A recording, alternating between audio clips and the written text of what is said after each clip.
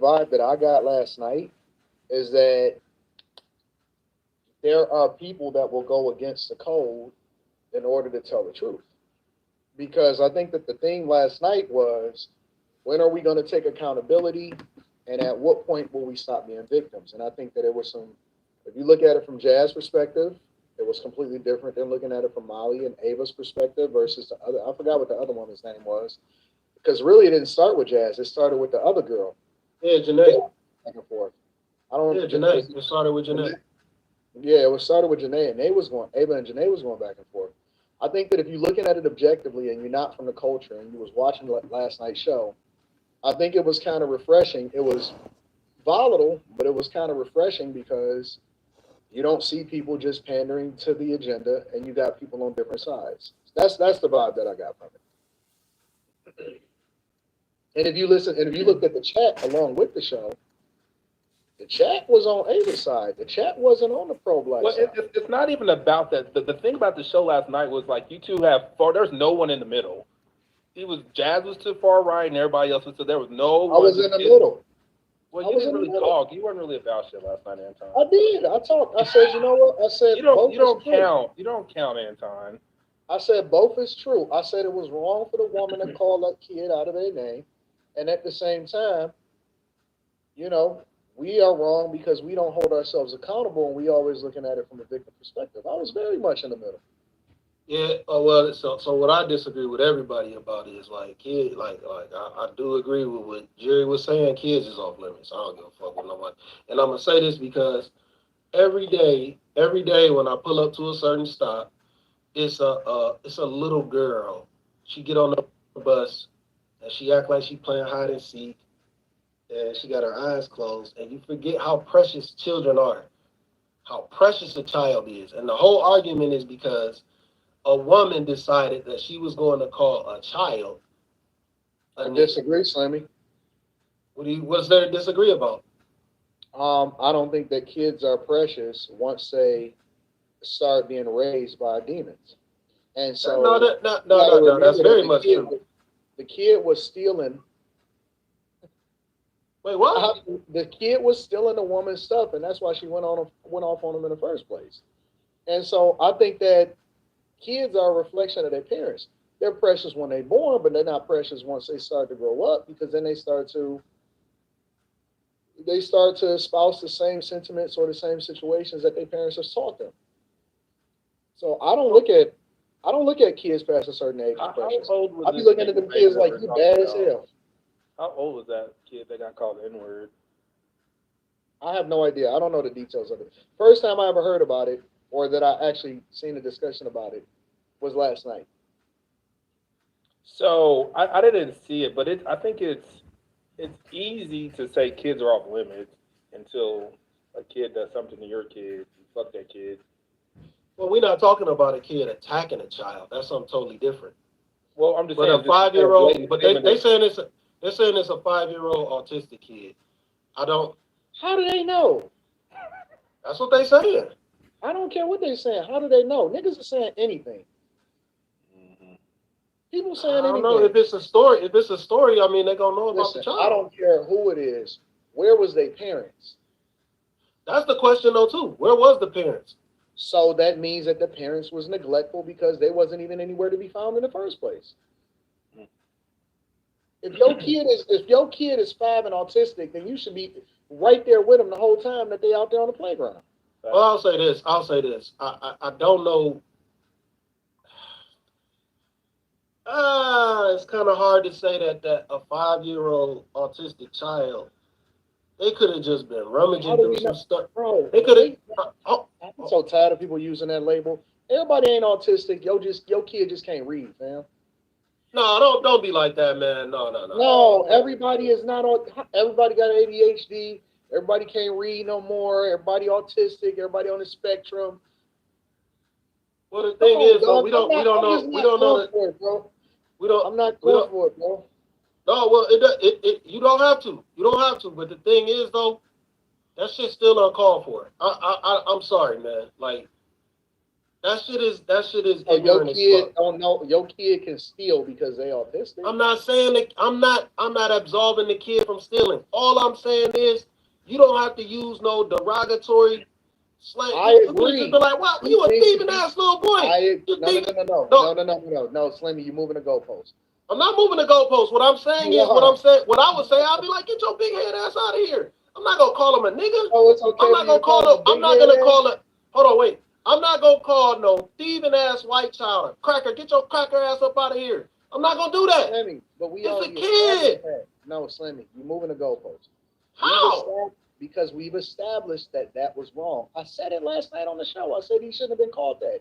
What I'm saying is that every kid is not innocent. You said, "Oh, I look at all kids as precious." No. I'm Wait. saying- Well, don't do that. No, I no, said, Slimmy. I That's what forgot. you said. I forgot how precious children are. I forgot how precious children are. So kids are off limits. And then using a derogatory term and You know why extremely. kids was more well behaved and they wasn't labeled as autistic back in the day? Because their neighbor could kick their ass. Because the neighbors and the teachers were able to say something to them and discipline them accordingly. And now, I mean, I grew up in that shit. I got whooped by my neighbors before, so I know. Okay, so you understand it then. And again, two things can be true at the same time. I'm not saying it is valid to call them the N-word. What I am saying is that kids are bad as fuck. They're Right. not as precious as we like to make them out to be. They bad as hell, and we keep on acting like it's an excuse for these motherfuckers to be stealing, being bad, being terrorists inside of the community, and then they're gonna grow up and they're gonna be stealing shit out of they're gonna be stealing your hubcaps. So I all agree I'm with saying you is, 1,000%. I agree with that all I'm 1,000%. saying is, I don't look at these kids as precious. I look at them as little demons because their parents is demons and their parents put it into them to be demons. I'm gonna say this. I agree that I don't. Well, the thing is, I don't think there's a such thing as a bad kid. I think there are bad parents. That's my thing. I think there are no bad kids. There are bad parents. They're bad parents because of bad parents. All right, so Slimmy is okay. How old? Up to what age are you a kid? 7. No. So What? at 8. So what age aren't you a kid? So after 8, they're no longer a kid. You talking about as far as absolving them of responsibility of what they're Correct. doing, right? Correct. I'll say 8 years old.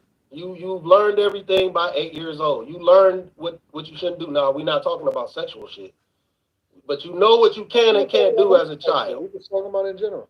Yeah, once you 8 years old, you know you ain't supposed to wander off. You know you're not supposed to take stuff. You know you're not supposed to be hitting nobody. Like 8 years old, you know all this stuff. Okay, cool.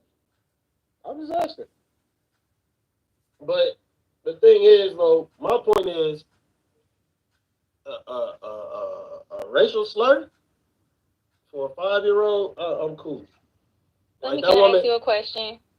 Go ahead. What would be the difference between a black person being mad at their child and calling them the N-word? I don't agree with no. I was telling your car earlier. I don't agree with nobody calling their child no nigga. That's insane. It happens a lot. You a motherfucking fool.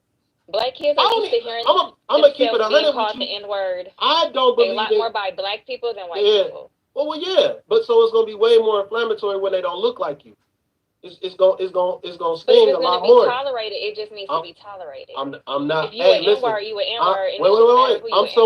I'm somebody who says like black people probably should get rid of the word, even though I do use it. Black people should probably get rid of that shit because it has too much power over people. Like it don't have no power. I'm not crashing out over that. I'm not busting nobody's face up because they call me a nigga. I'm gonna laugh at you and say, well, you probably won. You know what I'm saying? Because it really just means an ignorant person. It's not black, but we like to take on things that have negative connotation and turn it into something else. But my thing is though, we pick and choose what we want to be upset about. But this is one of them things that I would be upset. You call my kid a nigga, I would be like, yo, what's going on here?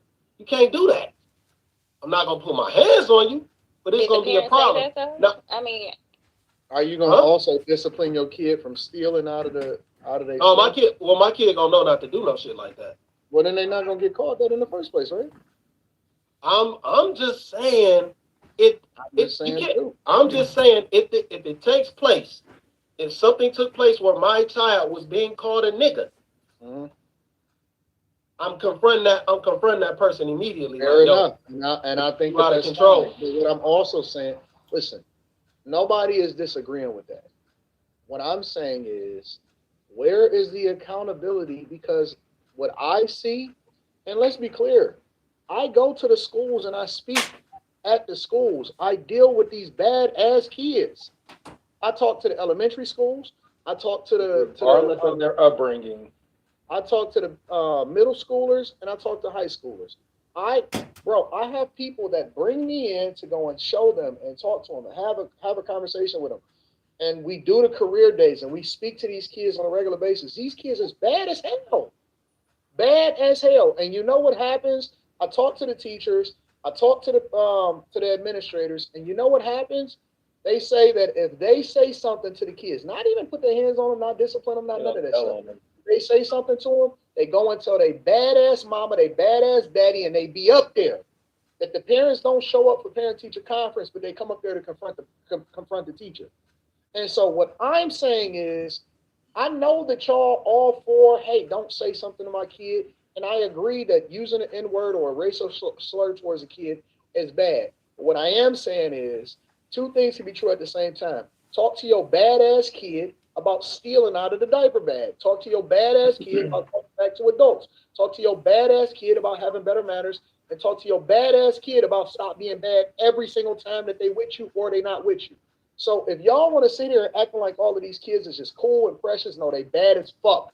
They terrorists. They terrorize their teachers. They terrorize other students. They bullies at earlier ages now, and they know that they can get away with murder because they raise in single parent homes, and their mother is gonna come up there and cuss the teacher out, and if the teacher say anything back, then the teacher is gonna get fired. That's the truth. So if we don't start having the real conversations, also in addition to the only thing we ever get mad at is when somebody else address our kids and they call them something out of their name. Agreed. Goes without saying, doesn't even have to be a discussion. What I'm having a problem with is why are we not also having a deeper conversation as to why these kids are so bad in the first place? That's all I'm saying. Well, see, so now this is where I feel like you're moving the goalpost a little bit because it's a 5-year-old. That's all I'm saying. It's still a But 5-year-old. I'm not referring, he's stealing. A 5-year-old can be disciplined if they are stealing. You need to nip that shit. Yeah. A 5-year-old can be disciplined. The feds will allow a 5-year-old to get on a plane by themselves and fly across the country. So You say what? Miss me with that. It's a 5-year-old bullshit. You say what? 5-year-olds, you can get on a plane and fly across the country by yourself.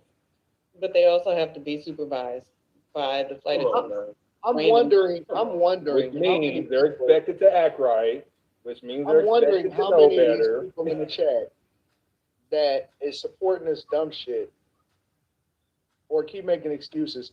I wonder how many of them actually have kids that they participate in their lives.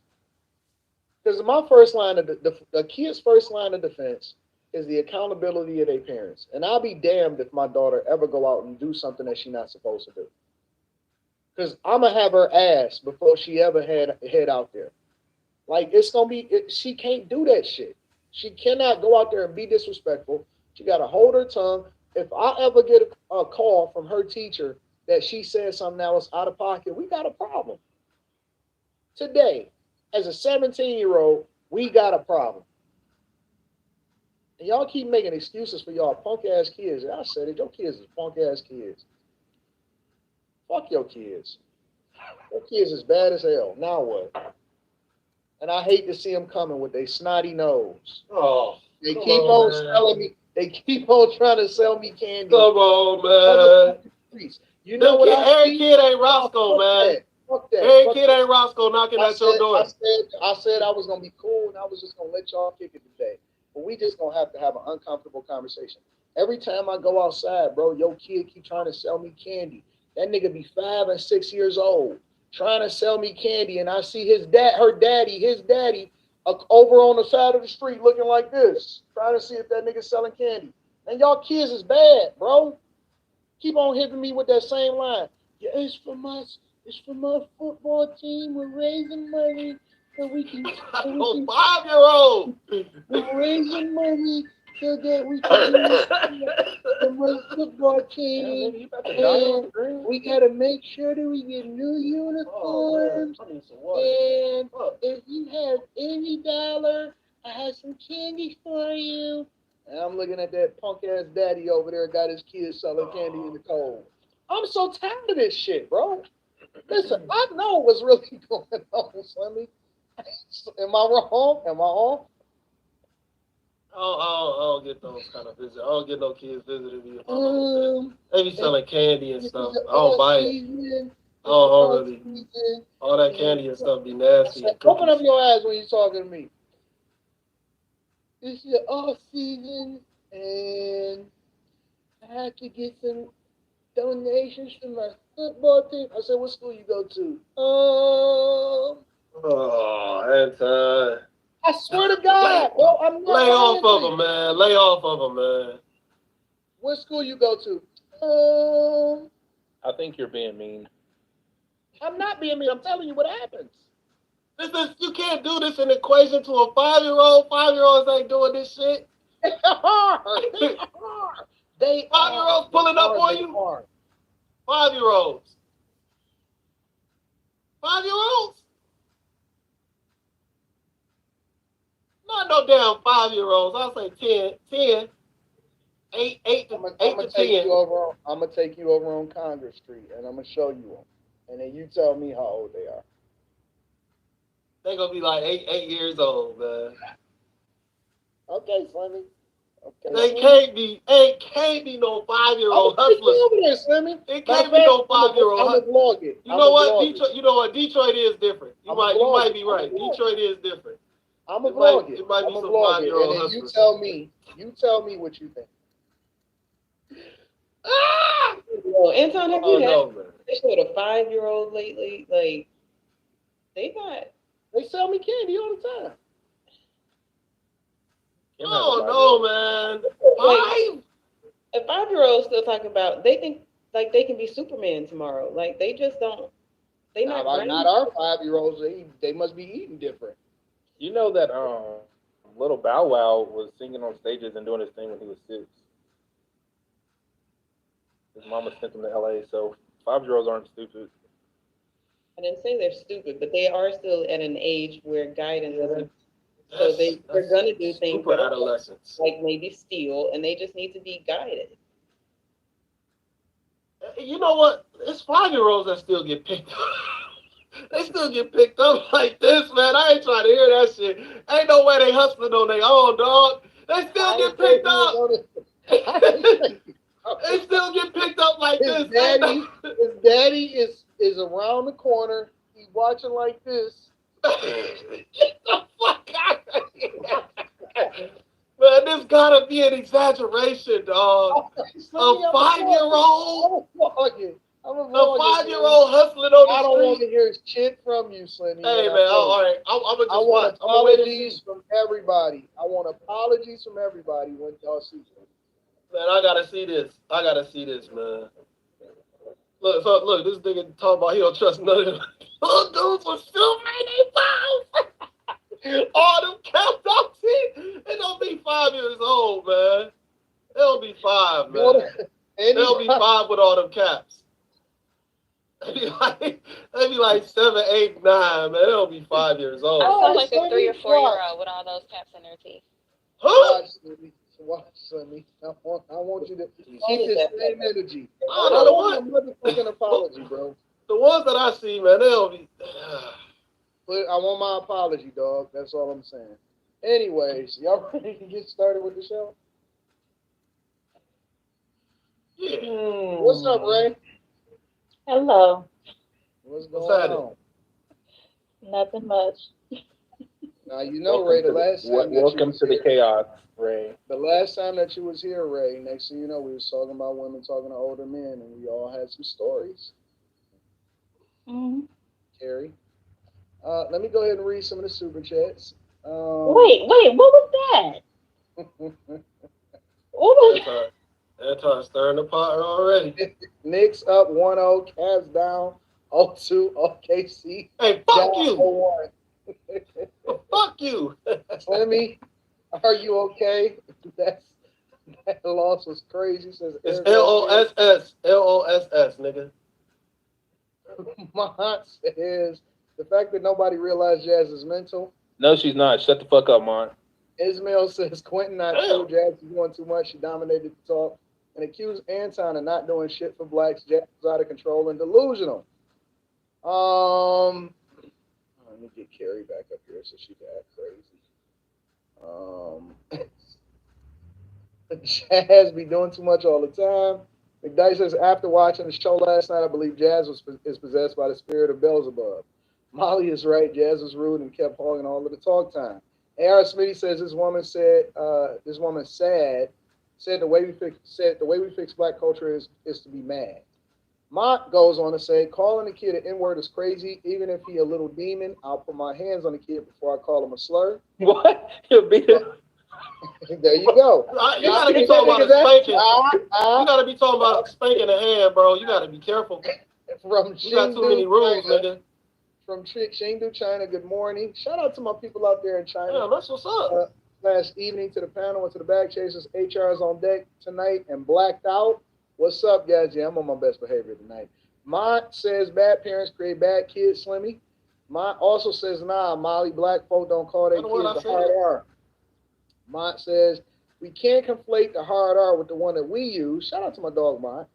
Eric Wolf's Harris says, calling children a terrorist is diabolical, unless they're terrorists. Anton, a type of stealing matters. Was he picking up a toy at the park or was he shoplifting? Many kids will try to sneak off or something. Time Mattel says, so what do you do in the case if your kid get defiant?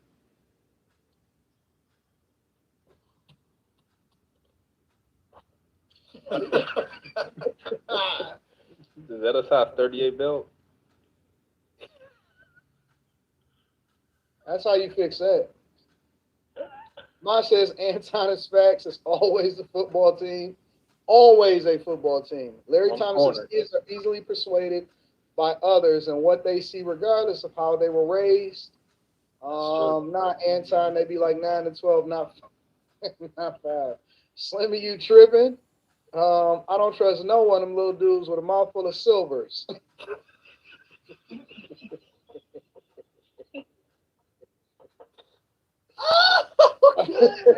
Mr. Robbins says, I've seen this kid punch the teacher in the face and the other kids, and then they try to jump the principal. Look, Come on, man. the Lord got rid of kids. He did. Jaswood says, if a white person calls my child the N-word, I will make sure they end up like Austin Metcalf. I will not tolerate no disrespect from a white person. Interesting. Martin Deja says, hood 5-year-olds and 8-year-olds are already riding bikes, no training wheels, doing willies. 22 Karat Gold, shout out to you, says, as a parent to a black boy, I knew when he was in my womb that his father and I had to prepare him for the world. These parents are, in general, lazy and disconnected from their parental duties. That's Shout a out to fact. 22. J. Mills says, AD, like we got to start holding toddlers accountable. Facts. No, That's we gonna, sarcasm. That's sarcasm. we gonna have to, no, seriously. We need to, dog, from the time. Do you know that people are so connected with their kids that they know that they demons when they first are born? There are no demon children being born. There are. Y'all don't believe that? No, I think we all come in here pure Oh my in God. our environment. No. What I will say, it is people who aren't supposed to have kids together. I do think Dog, there people are. that aren't supposed to have kids together. There are. You can be born with a spirit on you. Yeah. Seriously. Y'all don't believe that? Yeah. All right. I still think though that kid can go a different direction, but you gotta be on him. Okay. Gotta be on him, We gonna disagree to disagree tonight. and you gotta Tap pray. In Productions says the panel better when this low IQ Slimmy is not on it, says Tap In Productions. Fuck you. That was rude. Elevate Fam Yeah. says Where were his parents? If his parents didn't do anything, we really have nothing to do with it for real. And where's the proof he was stealing? OG War Machine says if they can determine their gender, they can be called nigga. Gap exec says Anton told no lie. Them kids being Sam's and Costco straight violating. Quasar says Son got me thinking he was dealing with Lil Roscoe. High Tolerance says Facts AD. I was at Tom Thumb a couple of months ago in his YN looking every bit of 24 peddling donations for his high school basketball squad. Jazz and Jess are not a 5-year-old. so they snuck back onto the platform. High Tolerance says AD, you got to pop the belt. Mont says ain't no way we all come in pure. Ain't no way. No, we don't. We're born in sin. Well, and this is a panel full of people that believe in soul ties and spirits and shit. So that Mr. Robinson says, remember 2K spanks his kid, and y'all disagreed with him. I ain't never disagree with that. The fuck you talking about? Billy Goat Gruff, no, we don't want him to do it on camera. Billy Goat Gruff says, these little ends in NYC on the train, no parent with fake permission slips and clipboards with no candy scamming adults. Anton is right, spirits are real. Just look at Jazz. Angry Snowman. Man. There are demonic Who said babies. that? I'm coming to We you. have red hair. BABIES. I'm telling you that Red there are hair. spirits I'm can coming be out all passed. jazz slander tonight, so behave. Spirits can be passed on to people. I don't know what y'all thinking. I mean, on the kids, 100%. Anyways, all right, since I was going to hit y'all with a different icebreaker. Or, listen, y'all want to get into the icebreaker first, or y'all want to go straight into, What's the difference? It's just another topic. well, I like for the topics to flow. Icebreakers normally. Do Icebreakers the icebreaker. first. It's like it's icebreaker. Do the Just icebreaker. like just because it's Well, like I first said, I or- like- Ice. Nope, I'm just going to go straight into it, and we'll come back to this one. Skip it. I'm going to go with my instincts. I So, don't know what makes it an icebreaker. It's probably lighter. correct. Okay. Thank you, Ken. Thank you for helping us with, thank you for helping us. I was with you, Quentin. I was like, I mean, we know each other, but the breaking Thank ice. you for helping us with your ditty. So we're going to get straight into this conversation about Robert Hinton Jr. All right. So Robert Hinton Jr. crashed out. I'm going to play this whole clip so that y'all get the full understanding and for everybody in the chat can get the full understanding so that Carrie doesn't have to contact Enrique. And then we're going to go from there. So make sure you guys hit a like for the algorithm, subscribe to the channel, and turn on your notifications. This is how this is playing out. Hinton is in jail in Cincinnati after he allegedly rammed his car into this officer identified as Deputy Larry Henderson, a 33-year veteran of the Hamilton County Sheriff's Office, was retired, technically picked up a shift as a traffic cop for a day. It didn't turn out well. Henderson was not involved in Hinton's son's death. Tom Hansen's been following this tragic story, and we do warn you, as you may imagine, some of the footage here you're going to see is graphic. He's got a gun. He's got a gun on your right. On your right. He's got a gun. 2 hours after watching this body cam video of officers shooting and killing 18-year-old Ryan Hinton after a police chase, officials say his father, Rodney Hinton, got into his car and purposefully drove into a sheriff's deputy directing traffic on graduation day near the University of Cincinnati, killing him. He was so well liked and so well known. We are so deeply saddened. Sheriff's deputies packed a courtroom Saturday as Rodney Hinton was charged with aggravated murder. They were there in support of the fallen deputy, now identified as Larry Henderson. I understand there's a lot of sadness and a lot of anger in this room right now. The day before, Cincinnati police say they got a report of a stolen vehicle at this condominium complex. When officers arrived, 4 men suspected in the theft got out of the vehicle and fled. One of the men was Ryan Hinton. He was shot twice and killed by a police officer who says he pointed a gun at him. And he felt threatened for his life, and that's why he discharged his firearm. Investigators say they recovered this loaded gun from the scene, allegedly found in Hinton's possession. Lawyers for the family say the next day, Rodney Hinton appeared distraught watching the body cam footage with police. After the meeting, that was the last time they heard from him. The Hinton family says they are devastated for the family of the officer who was killed. The officer was just out doing his job, directing traffic. Now, Deputy Henderson had recently retired, but continued to work as a special deputy. Rodney Hinton is being held without bond. His public defender says he has no felonies on his record, and this was an emotionally charged situation. His next. All right. So now that you guys got pretty much the gist or the summary of what was going on, I'm gonna let y'all. Actually, you know what? I'm gonna start with Carrie, and then we're gonna go from there. She gets started. If you don't want Carrie to start, just say you don't want her to start, and then we'll go with Oh, you somebody said else. me. I'm sorry, I didn't hear it. Oh, I'm sorry. That story is super sad with regard to the cop. It's to me with regard to the father, it's a clear situation of not being able to handle your emotions. I mean, I don't know what else to say regarding what he did. And then regarding his son, I was really thinking about that because on one hand, I was saying, even if he had a gun, I don't know what the law is. So I don't know if somebody is running with a gun and they don't stop, does that give the cop automatic right to shoot? I don't know. At the same time, I couldn't help but start with, why is your son stealing a car? Like, why is your son even there? So it's hard for me to start at, was the cop right, when I'm like, why were you even in this situation? So, and to go kill a cop that has nothing to do with this. Not that it would have been justified if he would have shot the cop that shot his son, but like, this cop had nothing to do with this situation. Based off of what was said, he had a really good reputation. A lot of people liked him. I believe he was training. He was a trainer when he was active. So for all you know, you went and you took the life of a cop that could have had a positive impact. Like, the whole thing is ridiculously sad and unfortunate.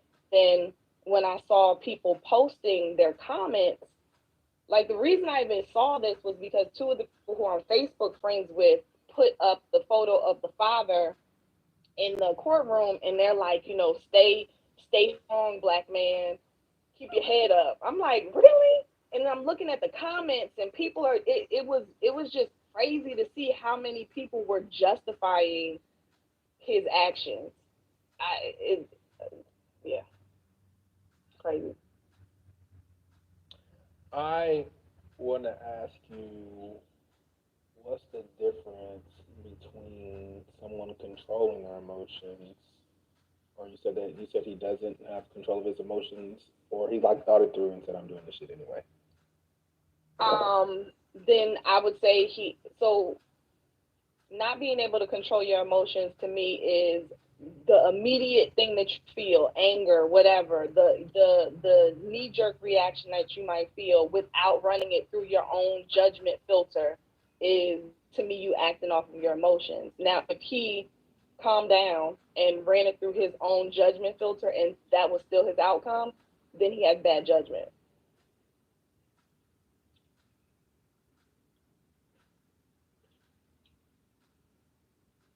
Anybody is willing to jump in, unless y'all want me to just select people. Have they shown the body cam footage? Of what? The one that we just watched? The boy. Well, they show more. I think it's more of an extensive one. Even if it is, I don't want to show it on this platform, but.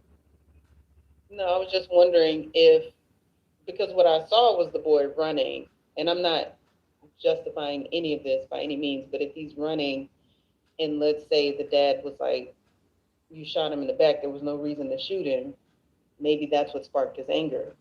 But with that being said, if that's what his dad was willing to do, I don't think it's that far of a stretch that his child is a criminal.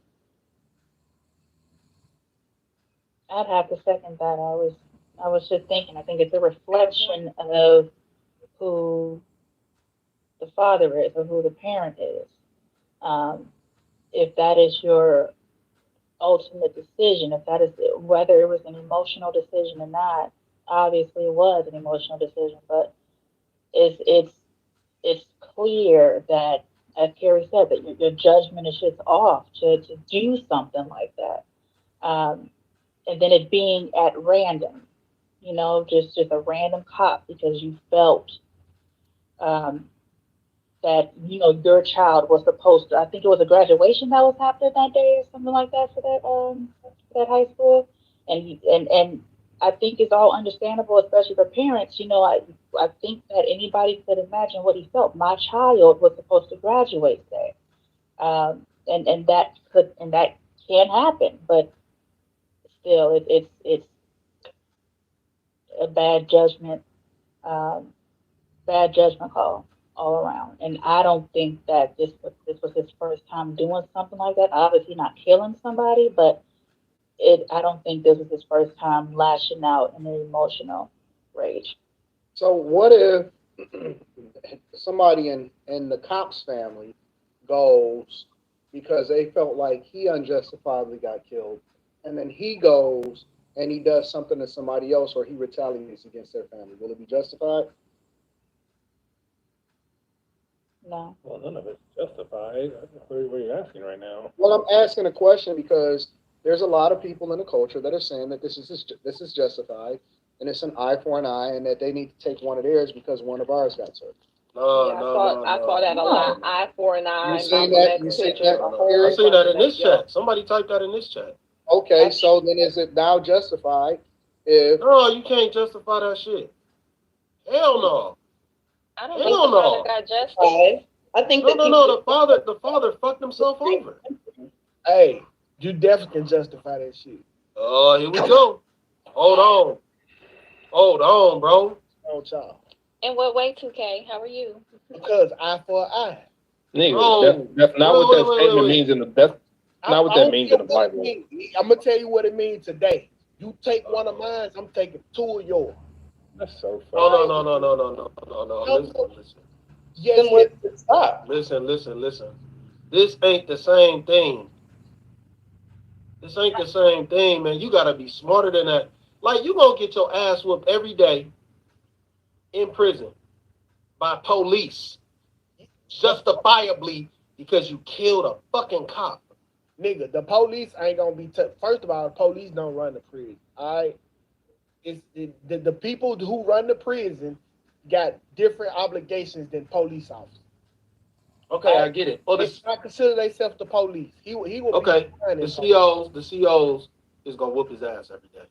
Listen, bro, I get it, but if you kill my son within 6 seconds of you pulling up on him, I don't even think that he made an emotional decision. He made the decision. That was the only way that he could have lived with himself. That wasn't emotional. I would have slid the same way. You killed mine, I'm trying to get two of yours. But if that's the case, but that's not even the same cop. With your rationale, people are continuously killing. That's not just acting like the police not a game. Hello, time out. Slimmy. This is weird. Are the police not together? What? The police are the biggest. The police are the biggest gang. Okay, we got that. Because they're gonna ride and die for the badge. Slimmy, get it. Slimmy, when they brought bro out on the perp walk, and all the police were there, what was they showing? They were showing unity. Okay? So if your people kill one of my people, I'm gonna kill one of yours. I don't need a fucking name. I don't need it to be the person. You slide on me, I don't got to get the nigga that slid. I'm getting one of yours. Okay, so then you're down for this is street code for you, and that's what you live by. No, this nigga not trolling. He not trolling. No. I'm just saying. I'm saying if that's the case, then this is what you live by. Then 2K. Because what's weird to me is this boy had a gun. What was he gonna do with his gun? My nigga, bro, folks have No. So let's deal with this, because if this is street mentality, you got a gun. What you just said was basically street mentality. No, it's not. Yes, it is. What is it?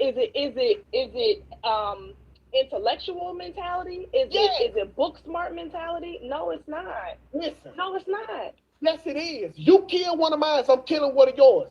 Nigga, that's eight. That's Okay. So if we're going with you kill one of mine, I'm killing one of yours, then you got a gun, I got a gun, I'm chasing you, I'ma shoot you. So then how is the cop, according to what you're saying, to me the cop is more justified if we go according to what you're saying. Because if you got a gun, I'ma shoot you before you shoot me. Isn't that what they say on the street? Yeah, okay. So check this out, Kerry. He got a gun. I got a gun. Right. I'm running away from you. I'm not shooting my gun. But I don't know when you. I don't know if you're gonna shoot at me. I don't know. Hold on. In the video. Let me ask a quick question. Hold on. Let me ask a quick question. Was that kid in the stolen car? Yeah, he was. He wasn't a murderer. I think it was running from the scene. I think this is a problem with the black community. No. Wait. Can't get nowhere because the men Wait are a too minute. emotional. Black men are too emotional. That's Y'all have Wait to a react minute. off of emotions, off of every single thing. They're still in the car, warrants death. No, it doesn't Look how warrant death. emotional you are over it though today. But listen. Warrant you having a. Why does he have a gun in the first place? If you're still in the car, why you need a gun? Probably because police kill niggas, Molly. Karen. Oh, see, okay. So why did he get in the car in the first place? Black people kill black people too, okay? Listen, okay. If he wanted to shoot the police, he had every opportunity to do it first. The fact that he got out the car and ran, and the police on 6 seconds of judgment, he felt like his life was in danger when it never was. Hey, I'd have seen enough examples if I'm that daddy to know that justice ain't for to be served, and I'm for to go do it my fucking self.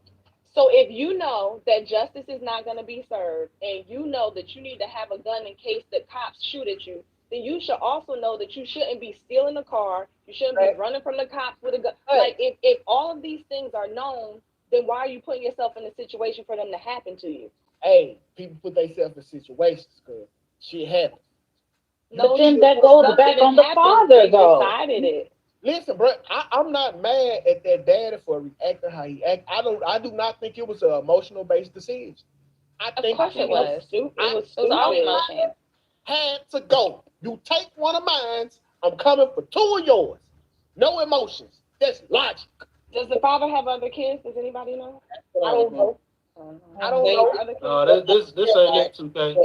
This ain't it, 2K. So It's just another black man in This ain't jail. it, bro. Those kids lose their This ain't dad it. too So- because you take Yeah, one of like- mine, I take 2 of yours, and now what? Now what? Now, Now the white cop that has kids, that he's gonna go kill somebody else because of 2K. wait, we're gonna kill 3 of his when he retaliates. If that's No, how you man. want to play, let's play it. Because No, this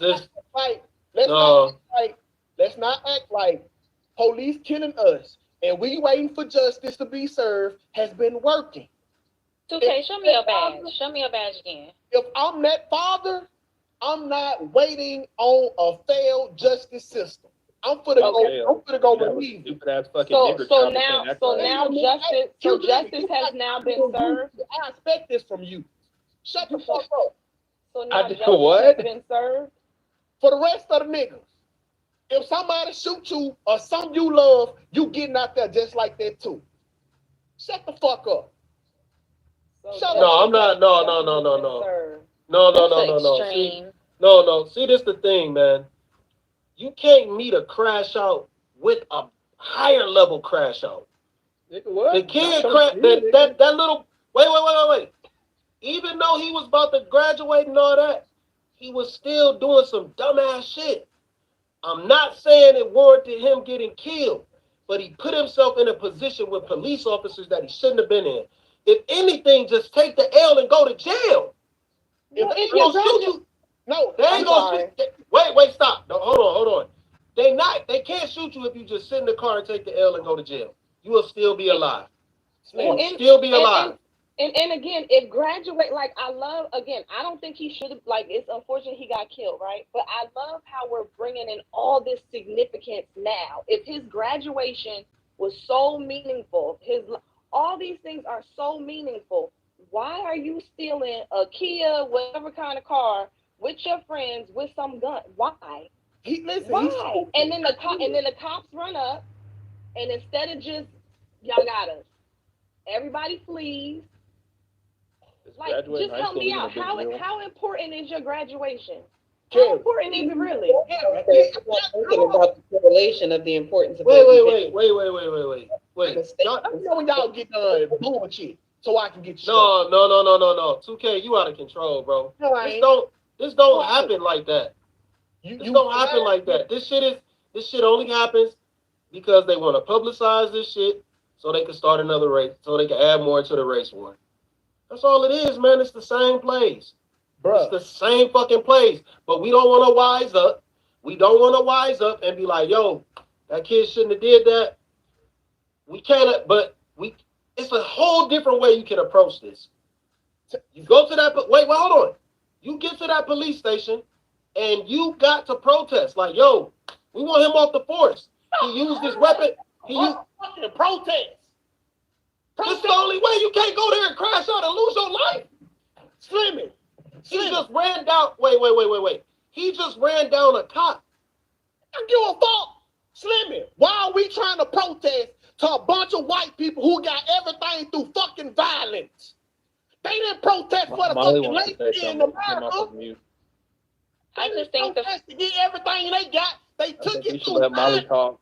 Hey, you Because know you've been what? yelling since I you got think up that here. the father is taken away from his son's tragedy by doing the most like he did. We're not even talking about how tragic it is that the boy is gone because we're so focused on his dumb father. Y'all ain't focusing on because y'all on Y'all bullshit. more focused on the father than y'all are that this boy lost his life. And yes, it was his fault, but at the end of the day, it's like his father is taken away from the son Bruh. and all of that. Like, it's just dumb. If The dad making the situation worse. If the Making the situation worse. Ain't no way you crash out over your kid and leave the rest of your kids without a father. What type of shit is that? That's why when you They gotta listen call you to from What jail type of shit is now. this? Listen, this be the bullshit right here. This be the bullshit. No, I get. Hey, wait. No. This ain't no bullshit because I guarantee you, in 10 years, when he's sitting in the cell after he done got his ass beat 1,000,000 times, after he done got ass fucked 20 times by 10 different men, he gonna be thinking about, fuck, I shouldn't have did that. I guarantee you. In 10 motherfucking years, he gonna wish he never did that shit. Y'all some bitches. Call it what you want. Call it what you want. I ain't gonna be nobody bitch in no prison cell though. Hey, nigga, if you ain't gonna die for your fucking son, what the fuck what? I don't have no kids. Hold on, My son he not gonna didn't be in die. that But position. Slimmy, he didn't His die. son He was did not already die for dead. his son. He didn't die. He didn't die for his son. He died He for something took a that he wanted, for some dumb shit that he wanted to do. He didn't get the cop. He didn't get the cop that shot his son. So that's the first L. You didn't get the cop that shot your son. You ran over a random ass cop. That's an emotional decision. That's not logical. That's emotional. I don't give a fuck which way you cut it. That was not smart. You just hit a random cop that had nothing to do with nothing. Check this out right here, okay? Because see, this the shit that get lost in all of it. The police who chased, who hopped out the car and shot Lil Buddy. If you so fucking scared for your life, why the fuck you chasing him? Well, see how we give a nigga a cop out? It don't make wait, Slim, hold on. It don't make logical sense for you to be chasing somebody you scared of. But 2K. Because if you already scared and you can kill a nigga, what's the first thing you gonna do? You gonna fucking kill him. This shit not designed for us to win. Cuz Lil Buddy hopped out the car. I don't agree with the fuck he was doing. Lil Buddy running the other way and get gunned down. Me as a father, I see the video. Oh, I see what this is. They gonna let the police move. I'm taking justice in my own fucking hands. It's not justice though because you didn't kill the right cop. What do you mean they're gonna let the police move? What are you talking about? I'm sending the message. Saying he gonna let the cop get off. The cop can't slide. The cop can't slide, but the neighborhood killer can. We can protect them. Shout out to all the Protect black, the neighborhood the calm killers. black people We on make the channel. shirts for them. We throw them parties when they get out of prison. Brother, But we gotta slide on this cop. But we can let the neighborhood killer kill everybody else's kids and grandmas and uncles and grandpas. Well, but now And what? serve dope to the community. We let all of that slide, but we gotta ride on some cops seemingly doing their job.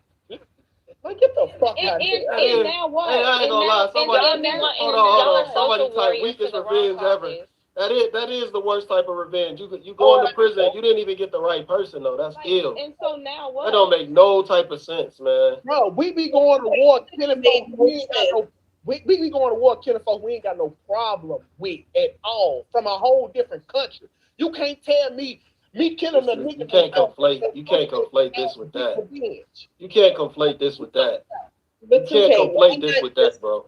what happens with justice? What if justice had been served and the cop did Be go? served.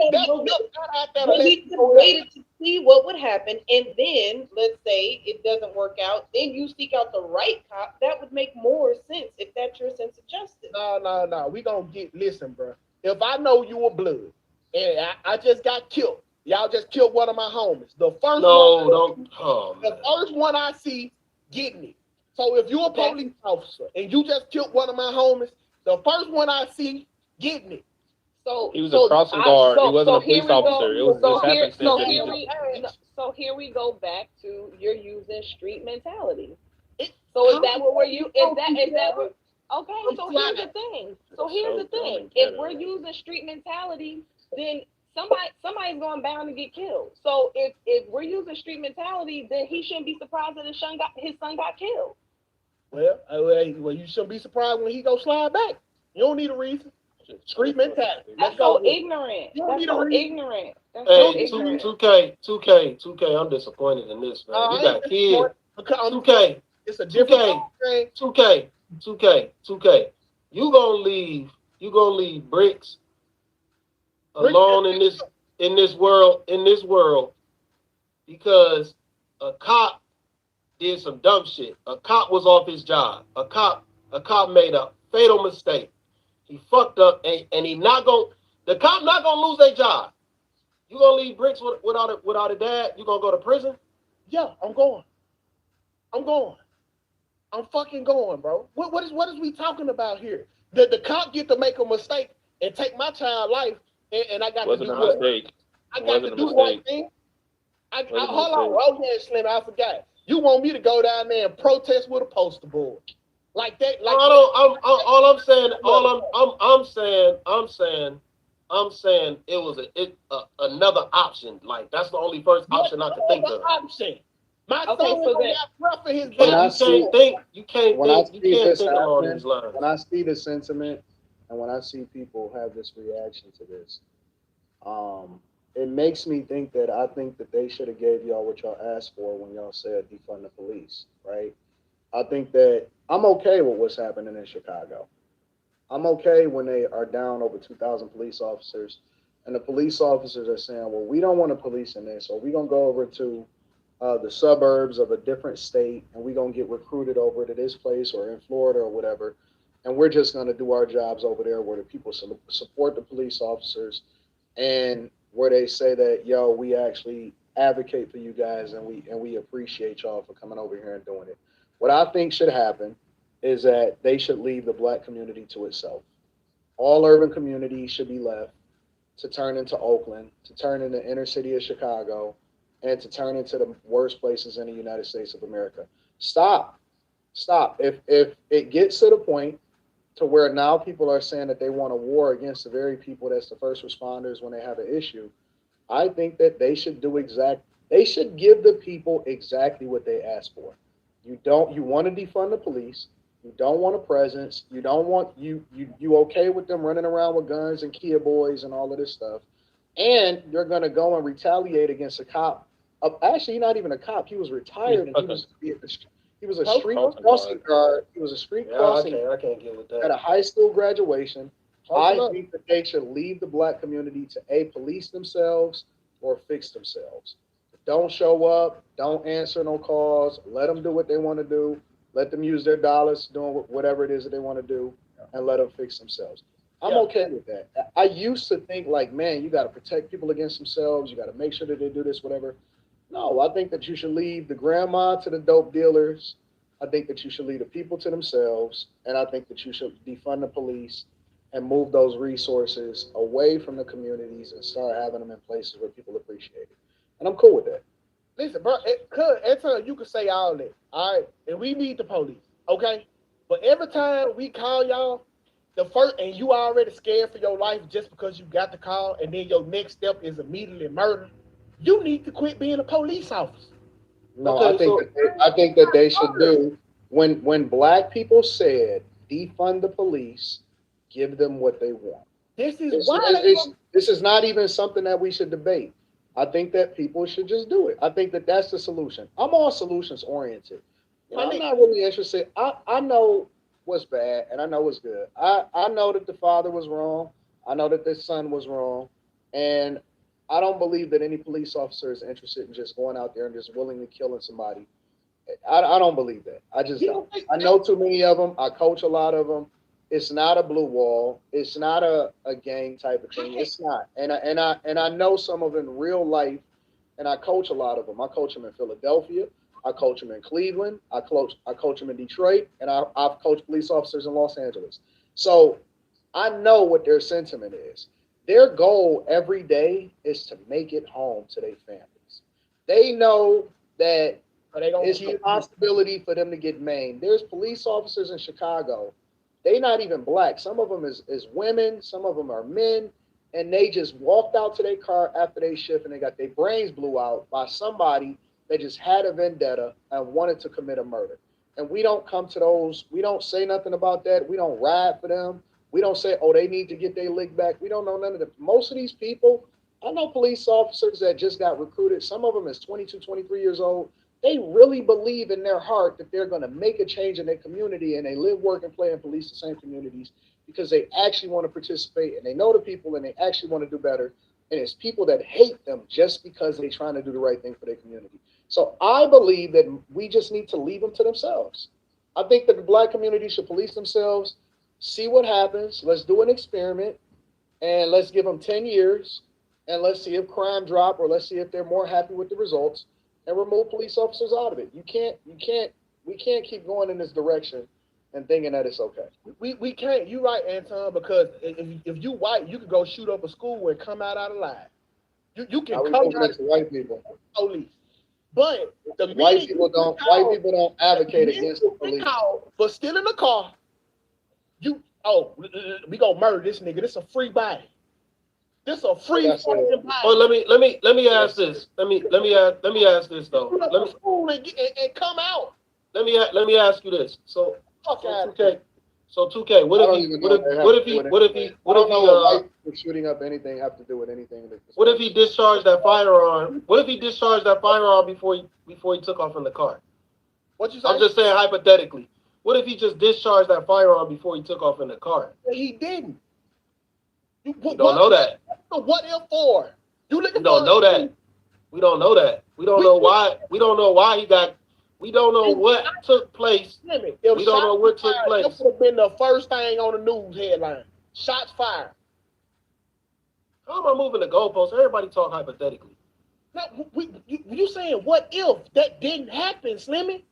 The cop said he believed that he was aiming the gun at him. How? Look, I'm just telling you what the cop said. You can see it on the video. Fuck what they said. Listen, I don't even believe that. See in the video. I don't believe that 2K believe what he's saying. I don't believe that. Like I know. He's trolling. Yeah, I know. I don't believe that. Y'all keep falling for the bait 100% of the times. I don't fall for the bait. I don't believe in the race war, but I'm not mad at the dad for going to get the lick back. Cool.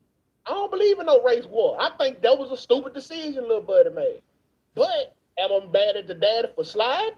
Absolutely not, because he know that justice ain't gonna be.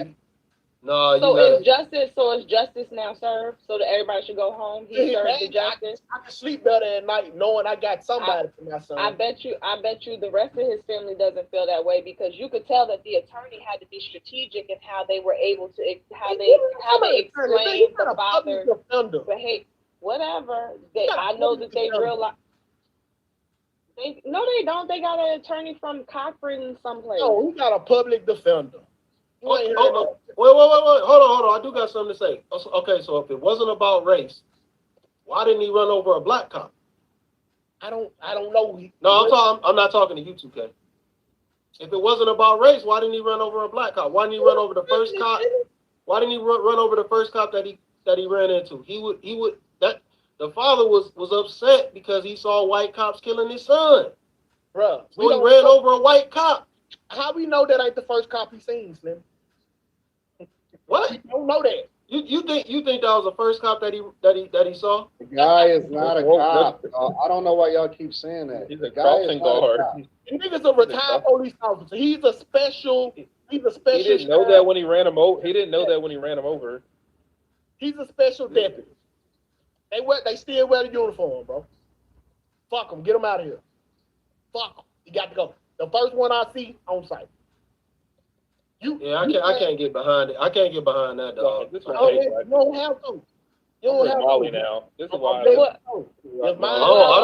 2K, all I'm gonna say is I know it's some white people who got some stocks out in prison. Those prison stocks rubbing their hands together because they got them another Yeah, one, because making we them got some money. police out here that treat niggas like a shooting range. Y'all keeping these white men paid by going to prison. Y'all love prison today. All I'm gonna say is like you can't get the wrong person though, man.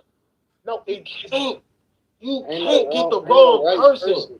It's no What right is person. You know though? who the wrong person was?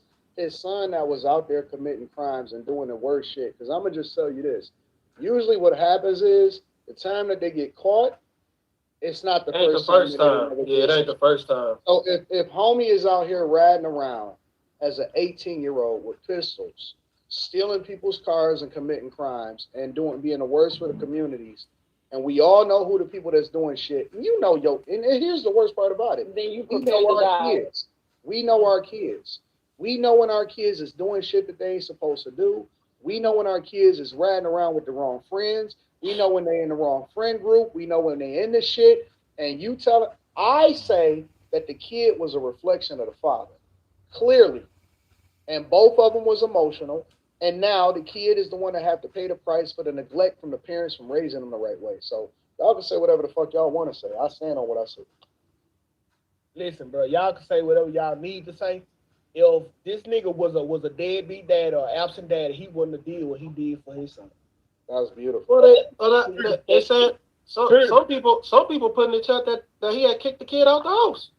Nigga, bro, shit happened. Y'all act like niggas don't make mistakes.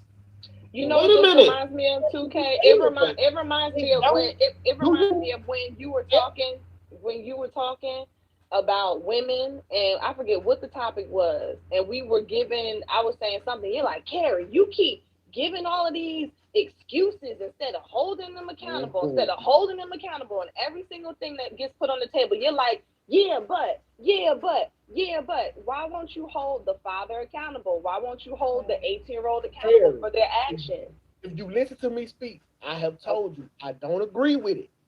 I don't agree with what the little boy did.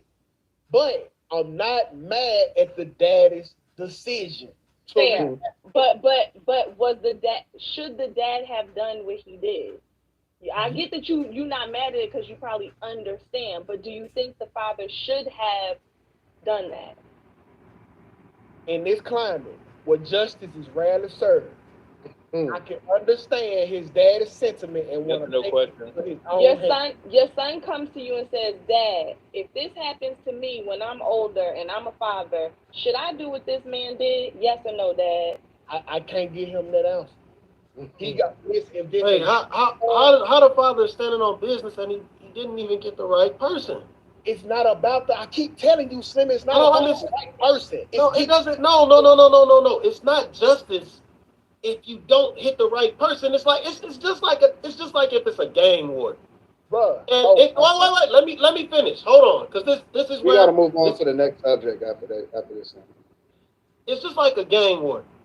And then a motherfucker go shoot up a grocery store because he thinks some ops is in there. He done hit 5 people that ain't have nothing to do with it. It wasn't nobody in there. 5 people dead. Okay, so but they had nothing to do with anything. Watch this.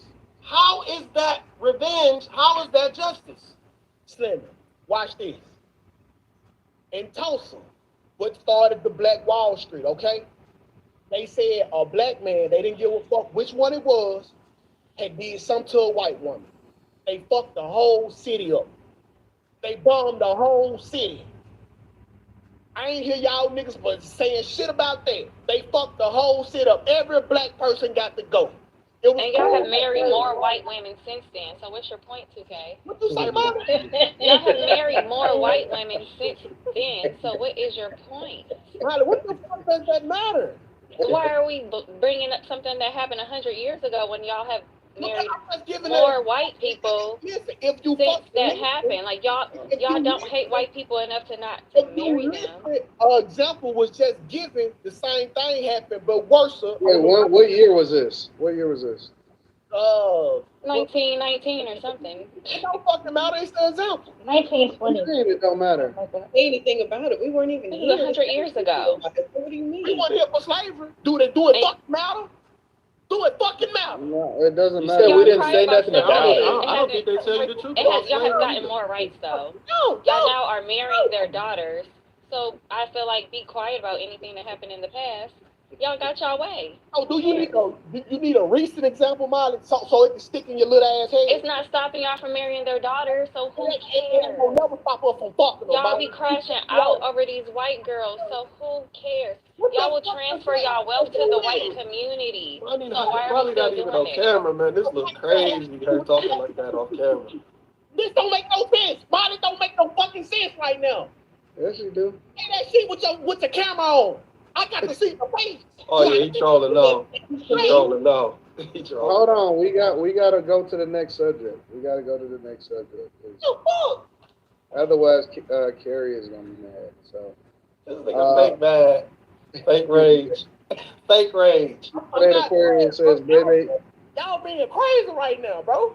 It's Baby's cool. Kids was a cartoon, not real life." Shout out to you. Tracy's take says, "Slap your thighs for me." I got on pajama pants. I'm good. Low Camp says these kids is bad, fam. Baby cousin tried to pull a night off of my uncle, and he dish ragged them out of the window with all of the glass shattered. On top of the Buick, round of applause for the accountability. Jesus. You better not, Quentin. Jazz need an exorcism, says McDice. Kirsten says, didn't even unalive the right cop, an innocent man, absolutely disgusting, even if you believe in revenge. Yeah, don't make sense. Steve Stewart Trucking says his father is a failure for raising a thief. There is no devil worse than a black devil, says Elijah Muhammad. Just Incredible says judgment issues being genetic is crazy. Huh? Judgment issues being genetic is crazy. Yeah, you talking about the father and the son having bad judgment. Yeah, still possible. He had a psychotic break. Big Hurt says, I never heard Anton speak about unjustified killing of black folks. Accountability goes both ways. Well, then maybe you need to tune in more because I've held other people accountable. Man, I don't need to prove nothing to y'all. Suck my dick. Anyways, Mont says, it can be argued it's justified. However, it's too early. Mont says, Slimmy, this ain't 1989. Ain't no cops doing that. Me University says, we are barbarians at heart, even in Prada. Jasmine says 2K is right, eye for an eye. Mont says it's not street code, Kerry. It's example Israel versus Palestine. Tyrant the Tyrant says this is eye for an eye. This eye for an eye is the same mentality these YNs have gang banging in the hood. The dad is an old YN. Tyrant the Tyrant says father took a life and gave up his life to the system. He lost twice. He lost his son and his freedom. Tony Adams says 2K was in the military and saying this stupid crap. Yeah, you never deployed beyond FUBAR. Make a VA appointment. Jesus. Jasmine's man says 2K is on point. Well, he ain't got no blue cord, nigga. Now come talk to me when you get one of those. You old pogue ass nigga. Nigga ain't nothing but a glorified assistant. Bitch, get you a blue cord, then come talk to me. You know what I'm talking about. Tolerant says the Runa's food brains need to educate themselves with the state's carry laws. That right goes out the window in the midst of committing a crime. Abe Hunter says 2K, you're in jail now from crashing out. Now some G like me can control his emotions is making that headboard move in your house. Rico Breeze says, what up though?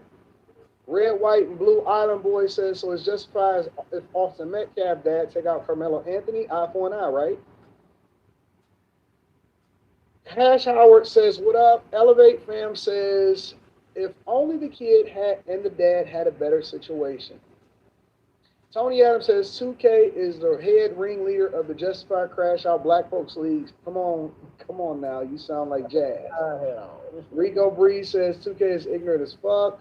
Big Hurt says, call this the Know Your Place podcast. Too bad you're not exempt. There are no safe Negroes. 2K is right. I don't know what that was. Jazzwizz Man says Slimmy and Molly are house ninja. The father did the right thing, getting revenge for his son. We need to stop letting the police disrespect us. Ken says, I'm dying for my son's bad decisions. Sonny Robinson says, neither one of them. Y'all need to not have kids. I'm going to just say that right now. You say it for the people in the back, please. Y'all just seriously need to stop procreating. Y'all need to stop procreating. Y'all need to stop having kids. I'm going to rename this episode, Stop Having Kids. Sonny Robinson says neither one of them had any felonies, murdered, but joyriding. The child was running from the police, not gunfighting. Police, eye for an eye. Elevate Fan says, good point, 2K, but I would have got the right cop. Y'all put them together. Abe the Hunter says, in real life, 2K will get a lawyer. He capping. 6'8" Aquarius says, Slimmy, you a good ball. Goofball. He said good ball. I'm reading it as I see it. He says, Slimmy, you a good ball. Ain't no inmate touching that man. The COs are as concerned. Hey, That's what I said. Dummy. Why not raise your child to be a productive citizen? Badass That's nigga. what Papa does. Vegas Born 702 says, I was raised, if you take one of mine, then I'll take two of yours. I'm with 2K on this. Man, y'all niggas wouldn't bust a grape. Shut the fuck up. Niggas is just talking in the chat, bro. Star wouldn't do shit. Nigga, you won't even, you freeze up on Call of Duty, nigga. Shut the fuck up. Boy, niggas be scared. Niggas be scared on Call of Duty. I call on all this shit. Stop it. Y'all not tough. Everybody get that. on the internet. What is that? These niggas panic when they You see somebody pop around the corner, nigga, you run, nigga.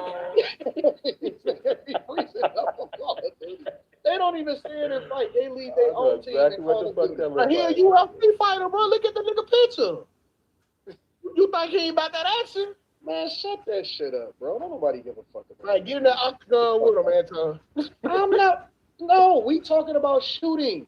Ain't nobody. Listen, we not talking about a competition in the fucking octagon. We talking about you getting a pistol and you taking a nigga out.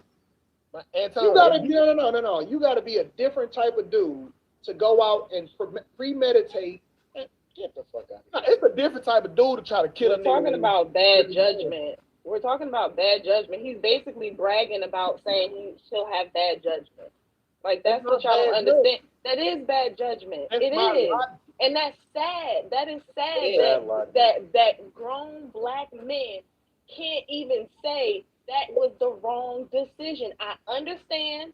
I get your anger. It's messed up. But what you did in retaliation was wrong. It was the wrong move to make, period. So Kerry, I don't get why y'all can't say that. I gotta get the rest of the super chats, y'all. I just posted it down some crime. Ron Deja says casualties of war is not street mentality, Kerry. Jasmine's Man says 2K is the only black person on the panel. Sonny Robinson says cops been unaliving us, FBAs for centuries, hundreds of years, police aka race soldiers. Evil Shadex says 2K, how about you swear to never call the police for anything since you feel this way about them? Don't use the service then at all then. What? Elevate Fam says, surprisingly, AD, I don't think that would happen if we defund the police. We would just fix our own problems as we should. Then do it. Y'all don't listen. The police should be extra. Y'all should be fixing your own problems already, right? Well, you see he had on the superhero thing. I know, I seen it. These niggas is comic book characters. DD says, powers. These niggas is drawers. They be drawing in real life. You know what I'm saying? I ain't condone. Shout out to the chat. I ain't condoning violence, but if you don't have a black son, you cannot relate. 2K. Gravy says it's all sad for the father and his family. It's also sad for the officer's family. I just wondered why we protest when cops kill us, but don't say a word when we kill each other. Mondeja says if the goal was to make the popo feel it in general, then the goal is achieved. Y'all cannot deny that no matter how bad y'all want to say, he got the wrong guy. Jazzwiz Man says F the police, Black Lives Matters. Big Hurt says stop resisting and you're in cuffs and subdued. And this panel believes that you are resisting. You are resisting. Cash Howard says sleep better. The beds in prisons is trash. Chef G Rap says now him and Carmelo can be cellies. Word Custom says so it's cool for the dad to slap, but niggas mad when the cops show up in court for their guy like what's up. He gonna get his ass whooped in jail and I'ma laugh. Kirsten from said he will toss and turn knowing that one cop took his son's life, is still out and about walking around and has his job still. It still meant nothing. G Flat Trade says Slimmy don't understand gang shit. Mont says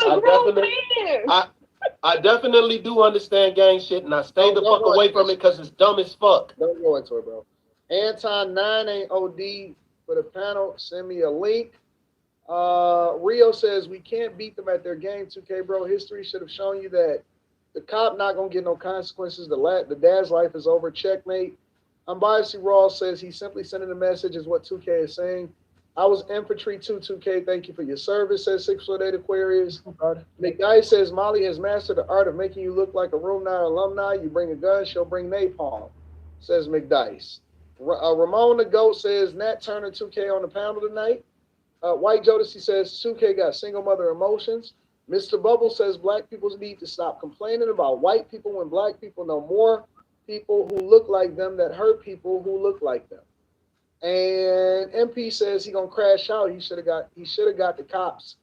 Kids, y'all demons. Oh, come on, man. Tyrant says talking about the system ain't fair, but you would give your life up to an unfair system that makes no sense. 2K. Silver Queen says all I see are people who will go stand in the corner and cry like a child in timeout. If anything pops off, look at you, 2K. Mott says if 9 isn't OD, I meant. I appreciate y'all. Make sure y'all hit a like for the algorithm, subscribe to the channel, and turn on your notifications. Y'all nigga done charged me up. I ain't gonna even hold. Well, maybe I need to come up with a subject that's gonna calm you down. Nah. I'm going at Molly Nick all night tonight. I'm a pit bull. No, sir, you're not gonna give that corny guy, what's his name, Shaq something to it. Oh yeah, shout out to that Shaq. All he does is clip up women. Not today. I'm going at Molly Nick. He's trying to make me a celebrity. You and 2K, like, I don't get it. The cop that killed his son, that is, says MP. All right, y'all. Let me go ahead and calm 2K down. I'm gonna switch it. I was gonna go to something else, but I'm gonna go to something different. The Met Gala. All right, it was a lot of black men. Come on, Slimmy. This is right up your alley. No, this ain't nowhere near up my alley. Not when, no, I'm gonna be like Ava was last night. We gotta talk about it. It's too much of this. It's too much of this and that Met Gala nonsense. No, Slimmy, no. We got to talk about it, bro. So I'm gonna share, for example, one TikToker's perspective about what happened at the Met Gala. It was curated by ASAP Rocky and I think Pharrell and some bunch of other people, whatever. So we can just stop at this really quickly, just in case Slimmy get a little bit uncomfortable. But in a general sense, this is, for example, one of the things. This is Shabuzi, who is a country singer type person. All right. Oh. Just check it out. Why does every black man in Hollywood get forced into feminization once they reach stardom?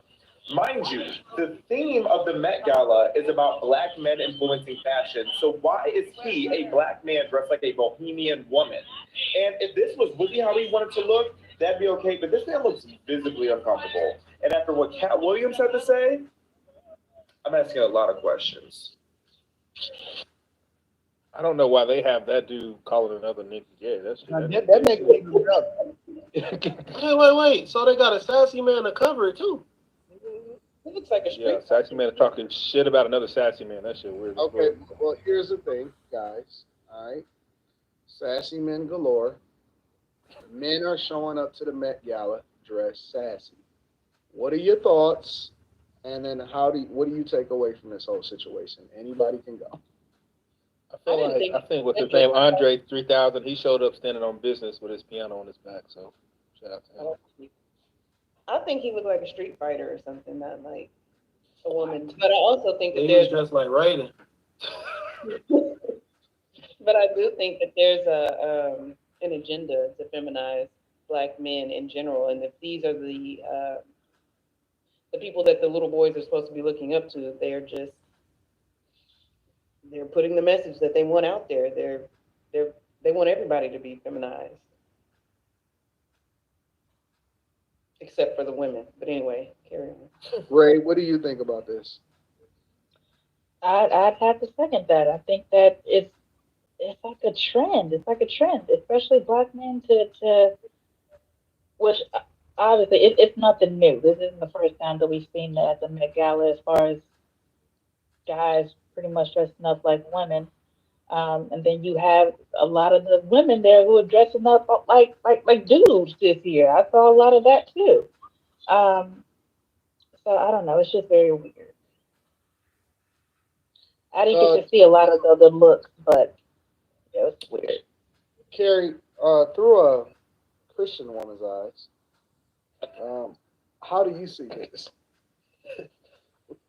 I'll be honest, I no longer understand the whole Met Gala thing. I was talking to my husband earlier. I was like, at one point in time, I feel like the Met Gala and like New York Fashion Week happen once a year. And now I feel like every month there's a Met Gala now. So I don't get it.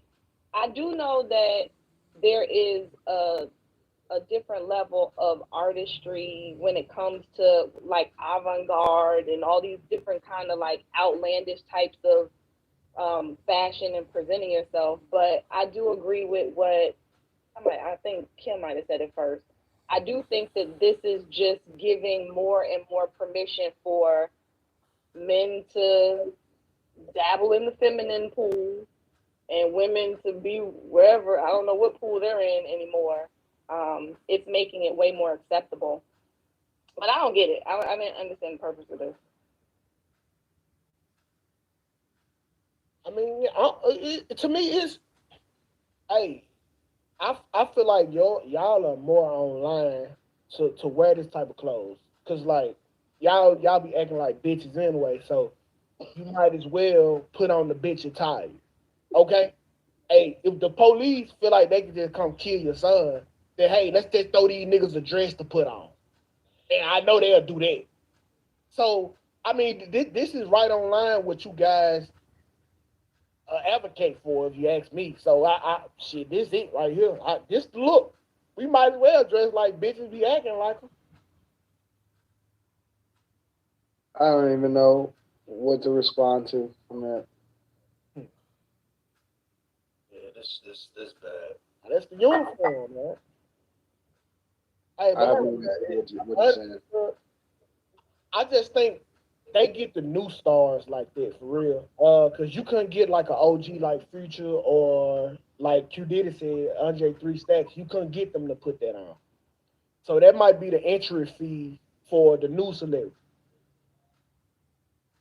Well, you know how much weird ass shit Andre? I will say. But it ain't gay though. That nigga had a piano on, nigga. Didn't he have on a tutu before? This time, he did it on his own. He ain't do it because he was at this event. No, you think he did it on his own? Okay, that's you assuming. You don't know. That's fair.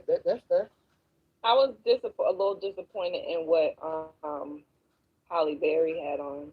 I was horribly disappointed by that. Yeah,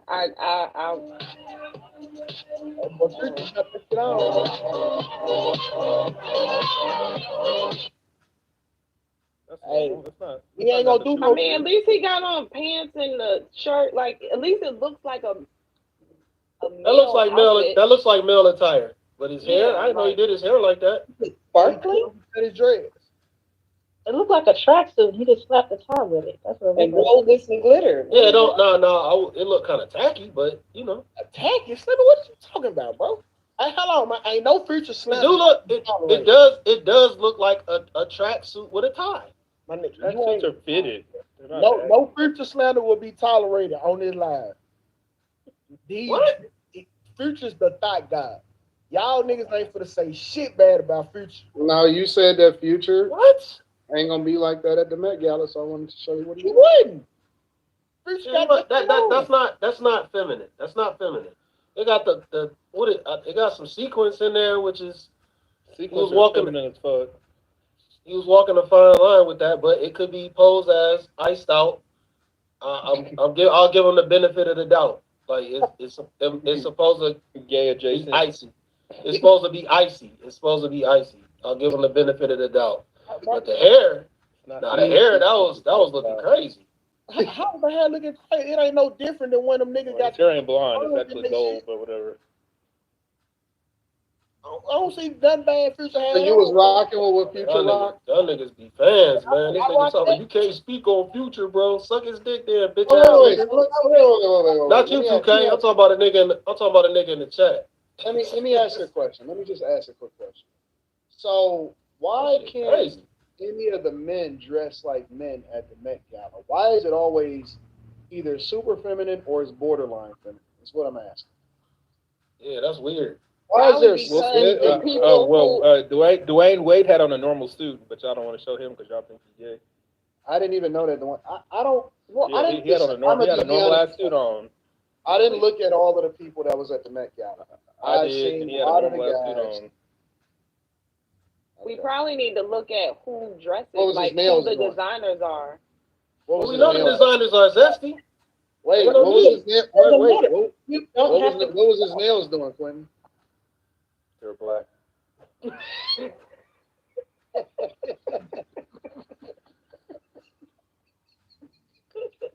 I don't get it. I really don't. Maybe he got an endorsement.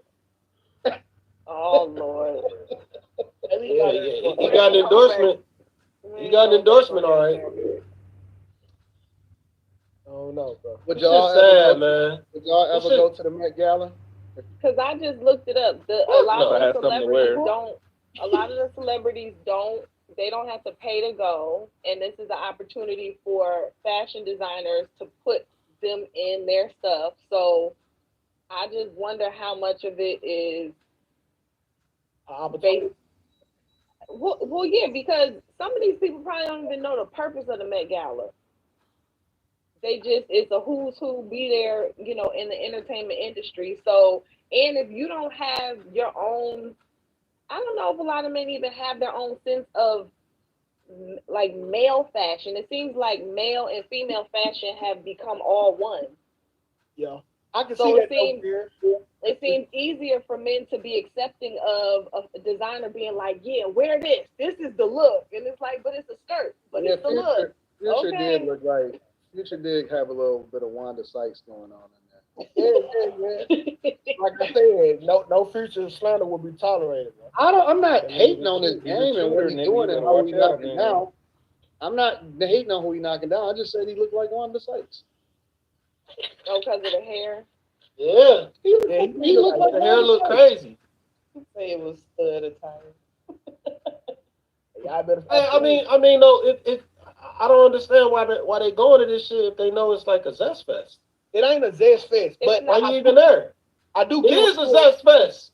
Because they It's looking a for zesty nigga in the other video. zesties. Wait. It's They a want to zesty have nigga. those orgy Wait a minute. parties. It's a zesty nigga covering it in the video, talking about a zesty nigga acting as if he not zesty. They What try you to talking gay all about? these gay men too. They zesty sick of niggas it cover too.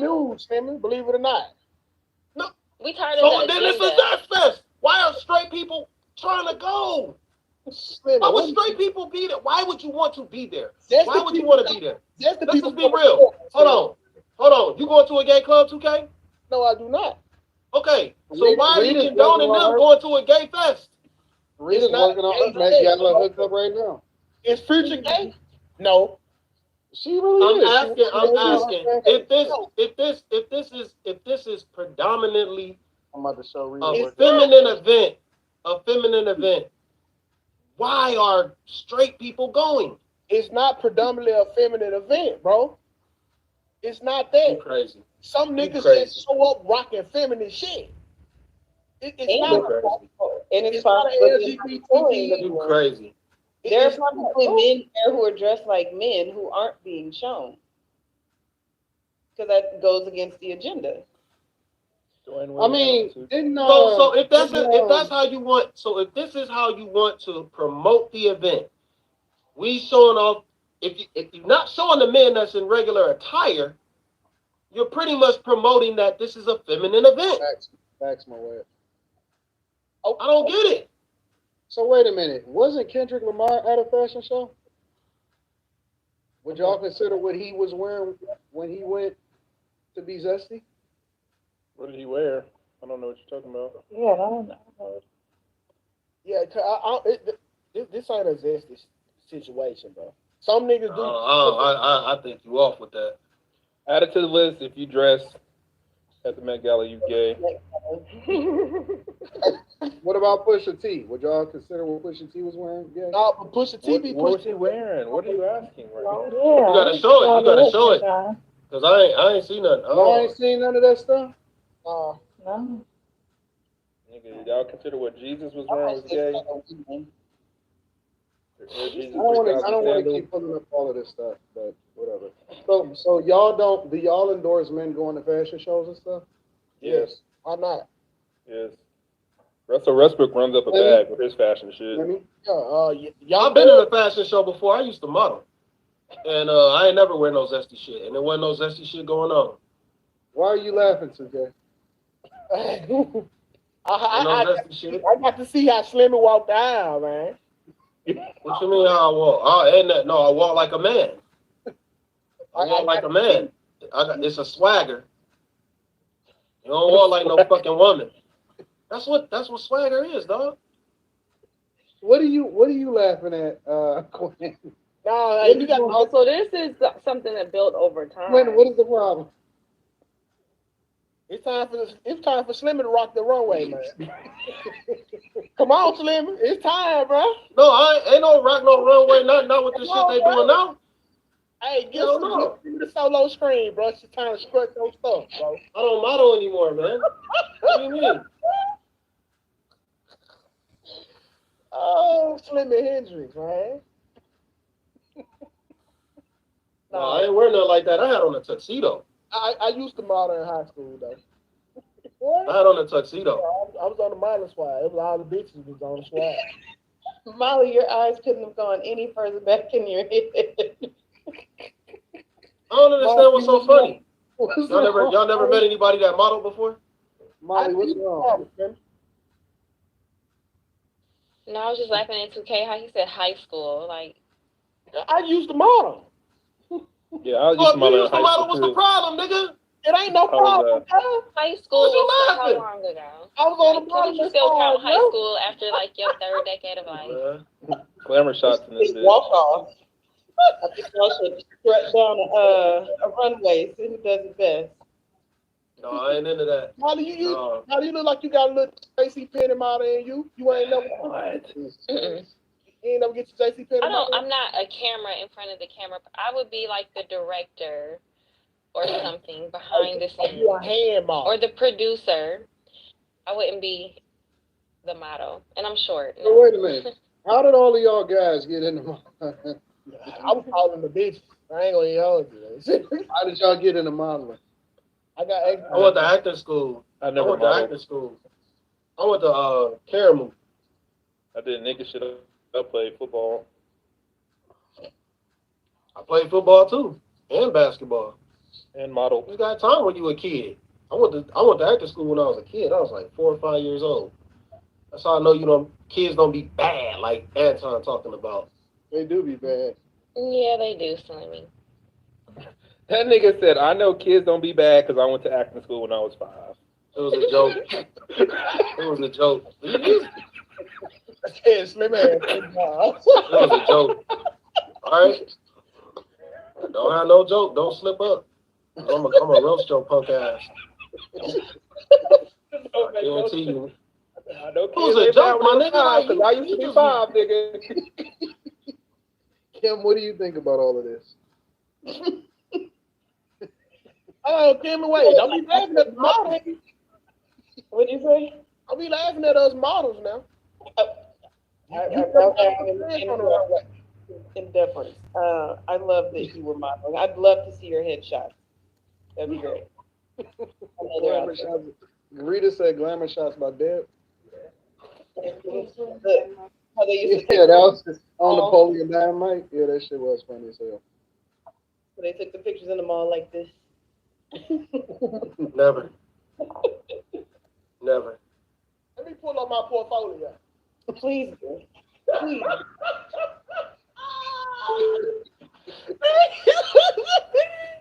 Let me pull up my portfolio, man. So I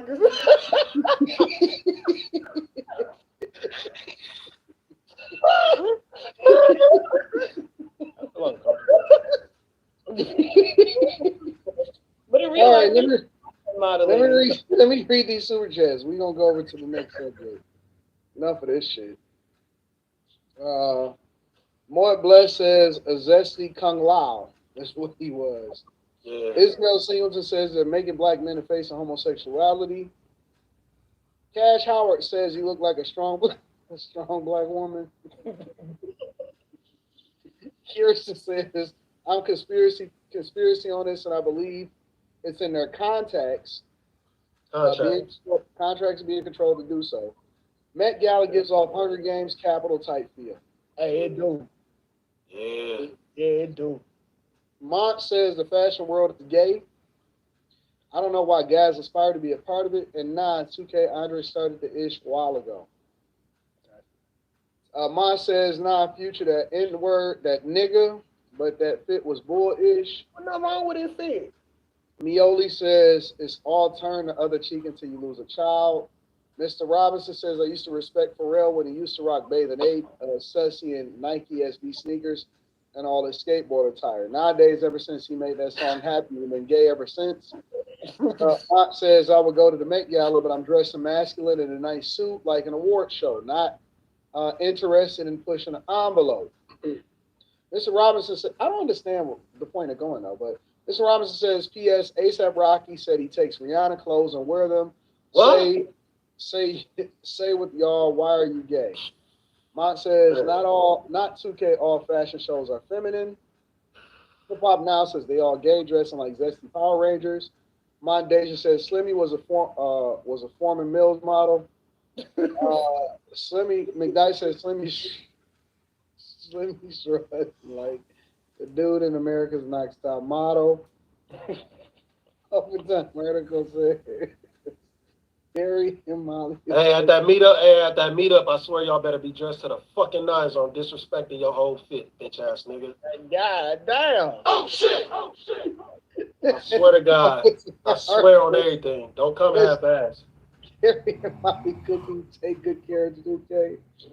Julius Jermaine says Slimmy walking down the runway like he about to drop 40 and walk back and go down on 2. Great beat. Fuck you.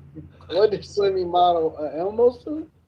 Mr. Robinson says, Slimmy, I did a little modeling when I was younger. Thank God I got out a little earlier because nowadays they would give you a tuxedo with the ass out, with the ass cut out. Hell no. I can't be up on that show. Carrie be trying to act like she don't be listening. She be laughing and shit. That shit was terrible.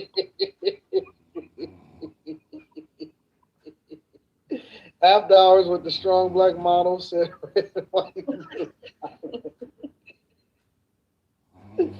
Hop Now says when you go to the end of the runway, did you put your hands on your hips and do the duck lips with the intense face? He asking you, 2K. Nah, I ain't do that. I used to do a slow spin. All right. Trying to make eye contact. You can't break that for a while now. Let me know that. Y'all a mess. All right, let me get into some other stuff. Quick hit, another quick one for y'all. Let's see what y'all gonna say about this. A man takes his girl over to his over to her ex's house because she Oh, said she man. needed closure. No, Slimmy, this may be a real thing. Check it out. What the fuck?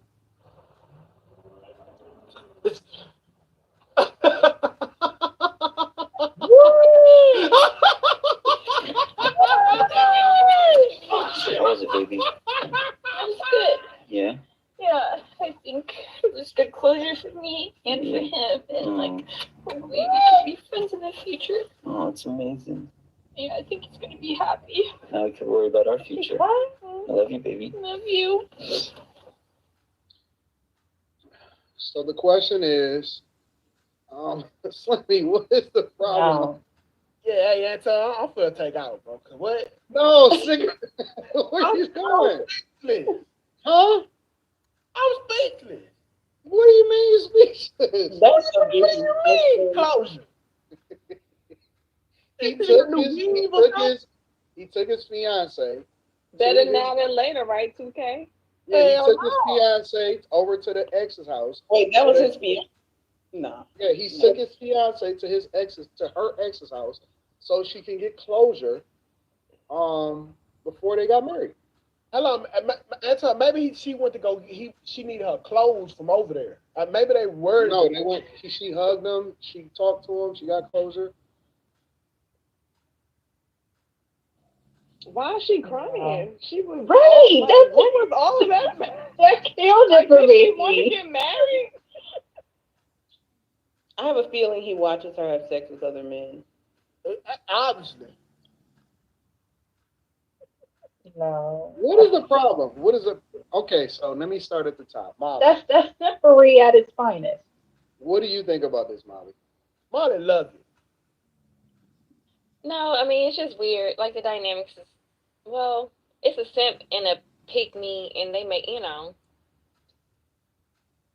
this is a simp and pick me's relationship together. That's all I saw. This is how it plays out in real life and in real time. I need you to explain this white shit, Molly. You got to do a little better. Come on now, you always caping for the white I'm people. not white. I I need a don't great know. explanation on this. I don't need closure from no man, so I can't answer that. My man would never drop me off over an ex's house to get some closure either, so he asked me. There was two girlfriends chatting it up in the car. You know, nowadays these women look for their men to be a little bit gay, so that's their relationship. This is the new age relationship, and at least it was a man and a woman, so I can't be mad. I'm trying to process this, Anton. I can't even think that it's real, bro. Like, I promise, I can't process it in my head. And then he chaperoned the whole thing, bro. Like,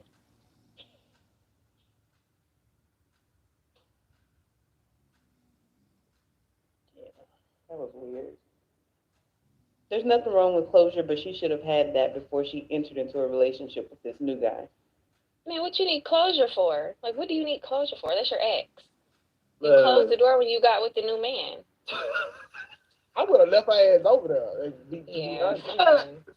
Man, no, man. Ain't no way she just went over there and got a hug, man. That motherfucker wore her ass out. That motherfucker wore her ass out and she came downstairs crying because she missed it.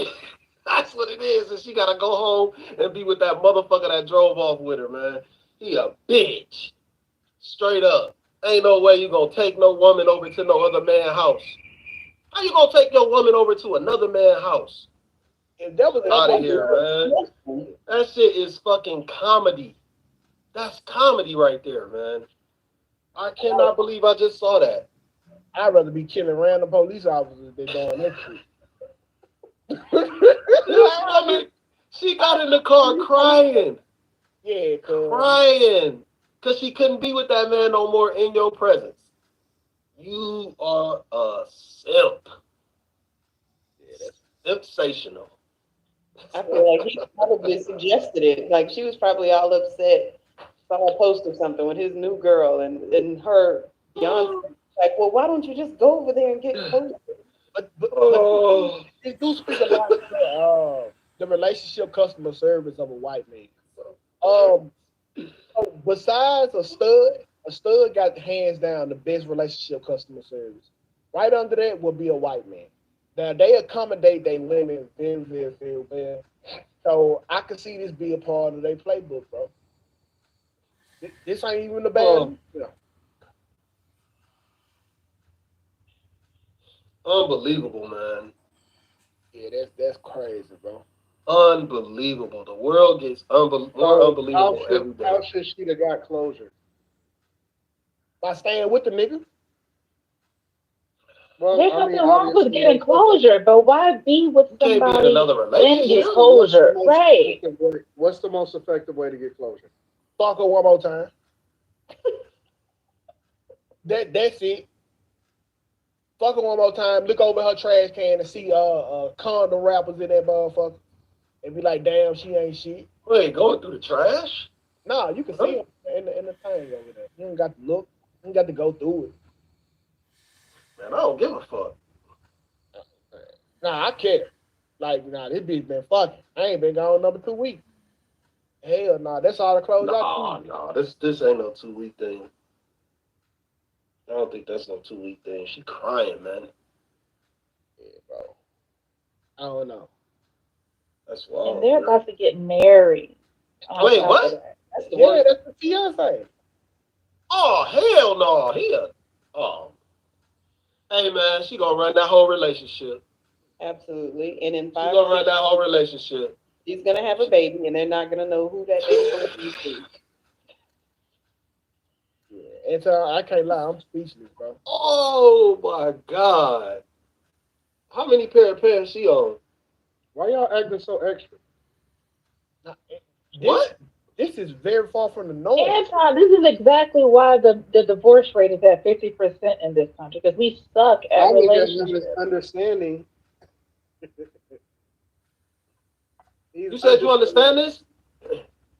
I understand it from the lens of the guy that was hugging on the girl in order to give her closure. Oh, wait. Because he's got nothing to Oh, lose. he's the winner here. Man, imagine him on the Xbox. I told you what he did. He smashed. Right No, there. he didn't smash. He didn't smash. He was just listen. She identified what she needed for closure. He gave it to her. I'm trying to understand what the problem is. Anton.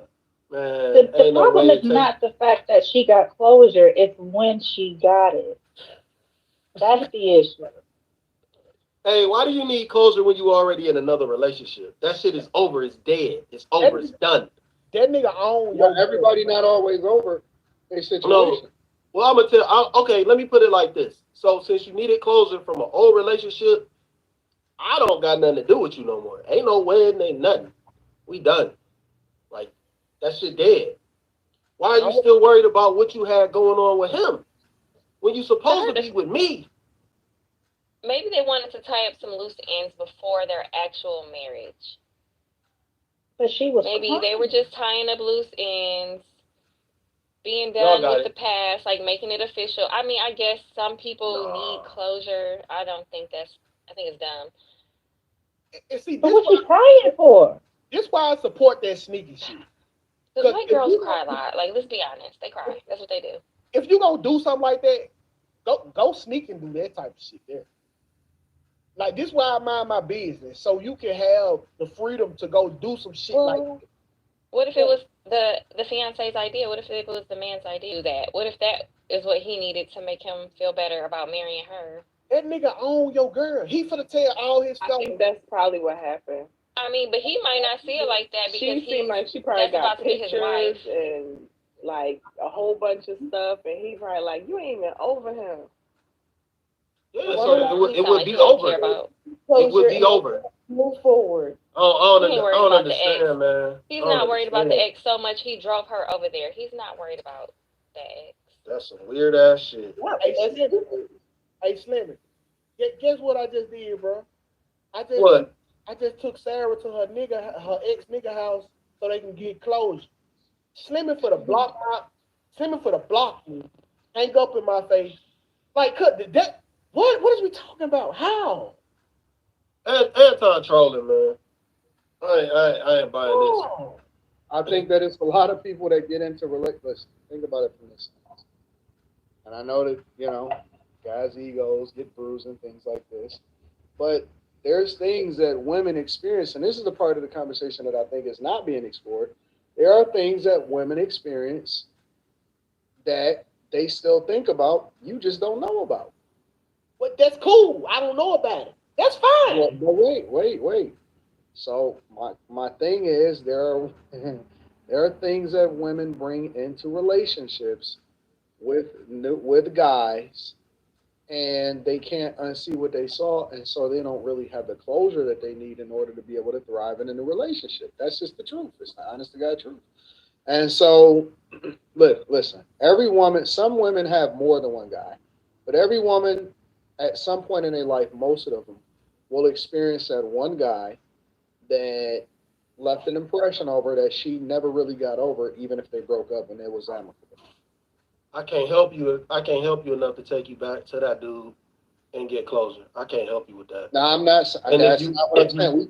We passed that part. So we passed that. What I'm saying is, no, we're past that part of the conversation.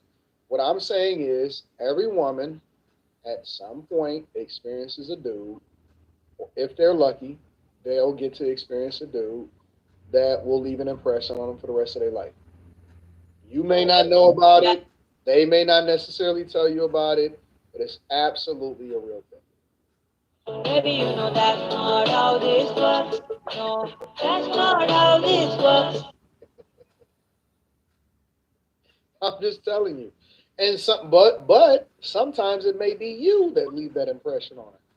And maybe you'll marry her. And maybe y'all be together forever. A lot of times it don't happen that way. And that doesn't explain how you get into a new situation and you looking back. People get into new situations might come before you get closure from an old one. Well, okay, but not all the way until you about to get married again. Well, what are we talking about? If you never get the closure, then you don't have the closure. You don't need to be in a new relationship. Well, that's true, but and you definitely don't need to be engaged. That's true too, but sometimes timing doesn't work like that. Y'all tripping. This is out of control. That's not how this works. This is out of control. Like, there's no way you should be looking back that far. Like, once you engaged. What? Out of all the things that we say up here? Yeah, I need some cocaine. I ain't gonna even hold it. Hey, when life man. These some shenanigans tonight, man. These some shenanigans. Fuck this. I don't know what's going on, man. Well, maybe it could have been a recent breakup. Some people move on really quick. They got engaged. They could have met each other and 6 months later got engaged. So we really don't know. But how do you even open your heart up enough to move that far into a relationship where you're engaged and you're healed? Because that's what that's what some white people do. They be ready to get married. We'll wait. Man. They won't. They gonna take their opportunity. So I mean, do you know how many obstacles we're skipping here? So we skipping the obstacle of the man. Like, yo, what happened in your last relationship? What happened? Like, you ain't tell this motherfucker you still attached to somebody? That's why I think that he probably discovered that she was still, like, attached. What a mess! Oh, I thought that was one of y'all at first. Yeah. No, that's what's his name? Jason. Jason Lee Peterson. Nah, this dead, man. This dead. Like, you ain't no. You're not taking your girl over. I'll take over. First off, hey, this the thing. That ain't my girl. If she needs some closure with somebody else, take over there. That ain't my girl. I already said that shit over with. Like, you coming to me, we about to get married. You talking about, hey, I might need closure with this. So what if you're engaged and you discover that she has like a whole keepsake box of all of her exes, like photos, letters, you know, everything. Amazing.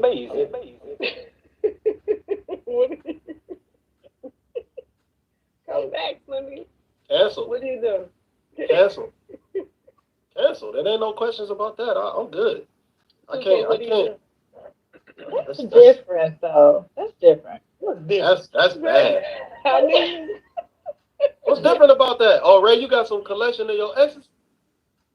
I don't have any exes, sir, but I will say, well, men even do that. Like, if you go back, like, throughout decades or whatever, married couples, you'll see that a lot of married couples, they'll talk about how, you know, they may have had like little chest things that they don't talk about. They're not obviously attached to it, but it's just memories prior to them being married. It's just something that both individuals are. Mostly it's the men, but I don't see anything wrong with that. I had to throw away my whole. They're not crying over those people. This girl was crying over the fact that she was getting married, but not to her ex. And honestly, I believe that this will be the start of the villain era for that said guy, for her fiance, because I believe she's going to end up hurting that man because she's not over her ex. She's not. I had to And throw that away my man gonna whole. fuck around and be whooping her ass for every little thing she do. I used to have a collection of panties that I had to throw away. From all my kills, and I had to throw them away, bro. So you definitely ain't finna get no closure from another motherfucker. Nah, cuz you A pot smoking slut. you think I'm finna take you over your nigga house, baby. You finna get left there. And that's just it. Now, what if they both were visiting their exes? Like it's a thing. The whole time, bro. They're married, and they're The just like whole time got to go. and make sure that all of these things are like over and done with. Oh, I guarantee you they going to swinger parties the next week. I guarantee you. They going to swinger parties. Ain't no way you come on. They might have a joint wedding. This shit is insane. Like, cuz, nah, that just ain't it, bro. That just ain't it, bro. Yeah, that's some weirdo shit. Closer to it. Oh, everybody need closure, man. God damn. Nah, that's I wasn't no petty thief. They was handed to me at the war. The hell? Oh, that's what's up. War. Like, I don't want to keep no drawers. Some of them be crunchy. Why they sound crunchy? Why they sound crunchy? do you leave it crunchy or do you wash it? No, just play. I ain't never got no crunchy. Well, I ain't never received no crunchy panties. I seen some before though. That shit was disgusting. I went through with it because I had already made the trip. Oh, that's what's gonna be my next question. You still? Oh, you can't proceed. Man, You can't proceed. Nah, bro. Shit, I spent $10 on gas. I had to. Nah, you gonna see somebody else. Nah, bro. I filled up the tank because I couldn't. I had to see that through. Oh, this is a while ago. You said you filled up the tank on 10. Hell yeah. I would have had a Bubba Chevy back then. Yeah. Ain't nothing like some crunchy cooch, but whatever. I don't think that any woman ever really gets closure from some of their previous situations. I think that they just learn to live with it. Honestly. That's all humans. That time, you remember when we had the argument, I told you that I still remember getting my heart broke in like the 3rd grade. And y'all was laughing at me. And I was saying, us as humans, we never get closure. We just adapt and move on. No, some of us do. Some of us is over some of the things that have happened in our life. I don't think so. We just suppress the thought. Like I you don't can know. never get over, like you can never get over the first girl that cheated on you because the way you put up a lifelong guard stems back from the first. Unless girl. you never get cheated on or that you know of. Oh, we all get cheated on. Unless we all got cheated on. I don't believe that. You don't think we got to? I can't talk to Anton. He'll fucking unicorn. But Slim and Q did it. Because, and let me tell you why. Because there's some guys that go through life, for example, that they never get into a serious enough situation where you can consider her sleeping with another guy is getting cheated on in the first place. You just understood what it is. But that it hurts just as equal as somebody smashing your favorite chick, the one you want to be in a relationship with. Not if you never make her your favorite chick. I mean, Yes. she's just a chick. She your favorite chick. If she smashing somebody else, that still hurts. I don't think so. Just because you didn't make her your girlfriend don't mean that it don't hurt. So if you never made her your chick, then you would still be hurt when another, because she was already getting smashed before you got her. Exactly, but that don't matter. If she hurt, if she fucking another nigga while she entertaining. Oh, wait. Why do y'all think that every single guy in the world that never got cheated on? I don't understand that part. Nigga, do you know these women we talk to? Every single guy in the world that got cheated on? I'm pretty sure 100% of the chat that been cheated on, whether they know it or not. All men. 2600 plus is watching this right now? Hell yeah, why? Every time they watching you trying to heal. The fuck you think you heal for? It's trying to heal, bro. That's pretty You talking crazy. to the one nigga on the planet that ain't got cheated on. That's you, Anton. I don't think so. I think it's a lot of guys that ain't got cheated on before. Shit, do a poll. What do you mean do a poll? I'm not talking to you these broken On your niggas. YouTube. Tell one of your moderators to drop a Slimmy, poll. have you ever got cheated on before? No, hell no. Thank you. But how, you mean knowingly? Because you don't technically. No, know either. don't try and preference nothing, Carrie. Stop. Sorry, Stop. be quiet. Stop. And what I said what I said. We're not doing that. We're not doing that. Got cheated on. I never got cheated on, bro. Never. And I ain't never cheated on nobody. Never. Now shit happened once I got out of my relationship. You know what I'm saying? Like once she said some foul shit. Well, I thought it was she hung up the phone on me. Shit. She said she wasn't fucking with me no more. Shit, I want to handle my business. I don't give a fuck. See, Slimmy ain't never been cheated on. I ain't never been cheated on. And I ain't never cheated on I nobody. mean, we already at a 50% clip right now. No. Quinn, you never been cheated on, right? But you was the cheater. Please. I don't cheat. They haven't knowingly been. Oh, I thought you said you had cheated on the one girl. Oh, my bad. I I didn't say, apologize. No, here, talk your All right. shit, dude. Bet. That's why. I got you. That's why I Very don't be. When women be like, if you wanted to go mess with her, you should have just broke up with me. And it still hurt the same. I just think it's interesting when people are so sure about it. That's all. But I'm not trying to say y'all got cheated on. You might not have got cheated on. Carrie, you been cheated on for? I'm not saying that I with you. got Yeah. cheated on, Yeah. and they sent pictures, and it was hurtful. So I never cheated after that.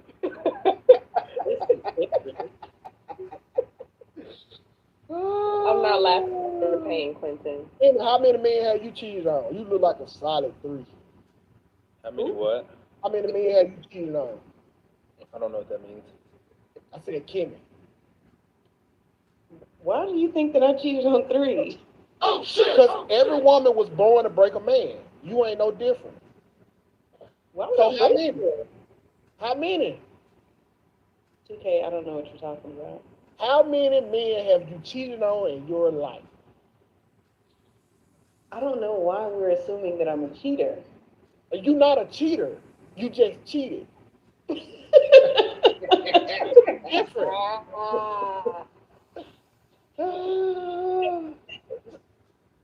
How many? 3? That is not what I said. That was the number that you came up with, and I'm not really sure. What is the number? Yeah, I'm with that. I plead the 5th. But how do we? Well, I mean, how are you defining cheating anyway? Whoa. You plead the 5th about what? Cheating. Oh, no. You gotta disclose. Just like black men don't cheat, black women don't cheat. No. You sound like a cheater. She have cheated. That motherfucker just calling me red flags last week. Now you ain't gonna fess up on cheating. Get the fuck out of here. You gonna confess. I didn't call you a red flag. I'm the Pope. I'm the Pope right now. Confess. You can look at Molly and say, Confess. Molly cheated all through elementary and middle school. Oh, damn. Yeah, Molly was going to the highest bidder, whoever had the snacks. That's No, no. I was joking. I don't think Molly was no cheater. Whoever had the freshest J's. Listen, there you go. Thank you, Molly. Now, I'm going to tell you about Ray. Because Ray, she's the most deceptive cheater. Now, she cheated one time, and it broke her down. She cried about it. So, who was it, Ray?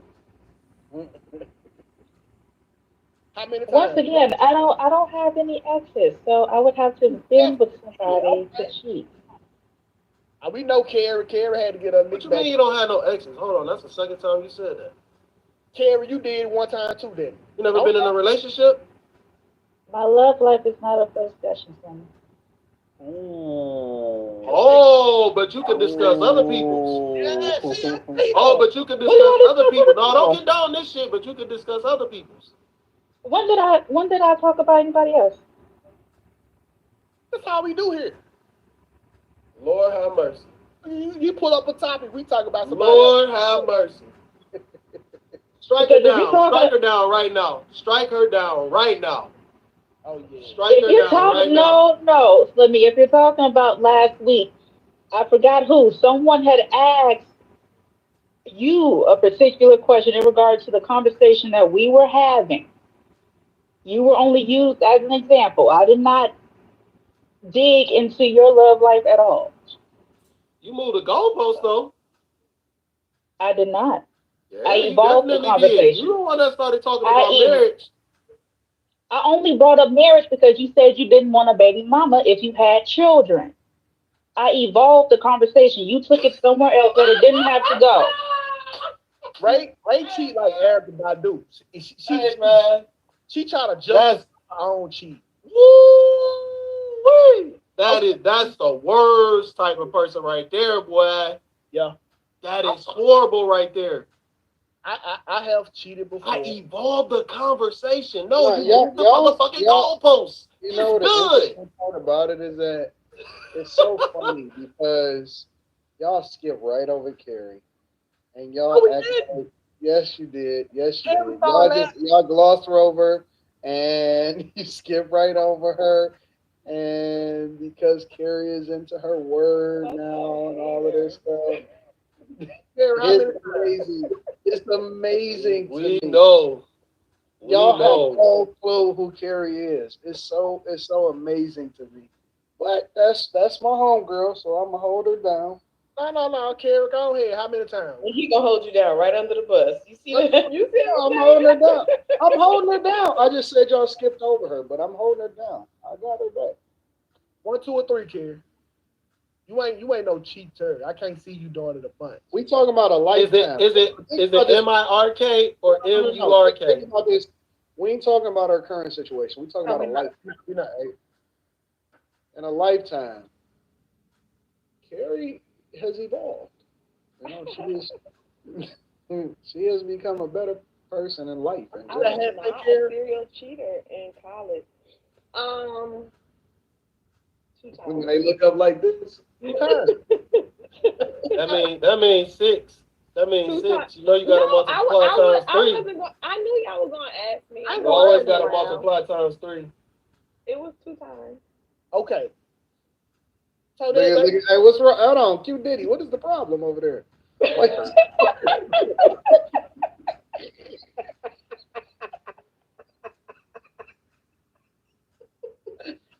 When you all right, bro? I'm disappointed. Why? Everyone always a Christian, bro. You know what? I'm not gonna lie. I was sitting in bed last night thinking about Molly and and I think Molly is probably the most loyal person on this panel. You ain't loyal to her. You was in the group chat talking about her. And I think that Molly, I think She is who she is. You're gonna get what you get, but she's loyal. Jesus, man. Jesus. Slimmy, what's wrong, bro? Man, this shit, that nigga just put the cape on. What the fuck? And Fucking Clark Kent over here, man. I What think the fuck happened? I appreciate you, Plantain. on this Thank you. panel, I think Molly might be the first one to leave a situation if something go wrong. No, she not. Hell yeah, she is. I don't think so. Absolutely not. Nope. Yeah, but Molly gonna get out of it. Because I thought about it last week when y'all niggas tried to take my wrench. All y'all niggas needed an excuse. Somebody was like, "Nope, that's my nigga." Hey, Quentin hit us. You know, I was thinking laying in bed. Sorry, I was on my couch. My bad. My bad. Don't we need to address that? That you laying in the bed thinking about Molly? I was in my recliner. I'm sorry, that was the wrong place. Oh, that is so hilarious. Y'all are the funniest people on the face of the earth. Oh my God. Shout out to my girl Carrie. I can't believe that you disclosed it, Carrie. I mean, I know y'all think I'm so whatever, but yeah, no, I definitely used to live. That's okay. Well, I'm That's alive. We all do it. I've never seen her at a loss for words before, but Well, because I got to be careful about what I say because you know I'm up here. That's all he said. Hello, that's all. I ain't gonna let that pass by now. that's my girl. That's my home girl. That's your home. Wow. But I will say that that's why I really do buy into, you know, like being a virgin when you get married now. I buy into the idea that the whole boyfriend, girlfriend thing is not necessary, especially at a young age. Like when I look back, I mean, I had my first boyfriend when I was like 6 or 7. I mean, it wasn't a, but you said, yeah, so. It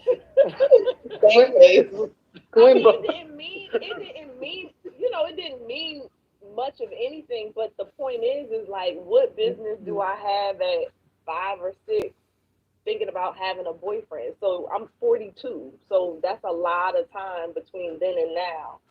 So yeah, I never want to be up here acting like I'm this perfect person who has not made some bad decisions, because I have, but I've learned. Epitome of growth, okay?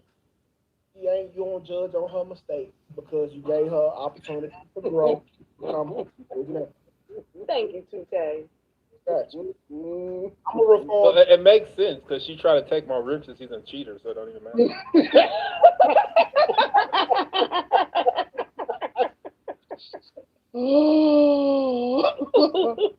Goodness, he bitter about that.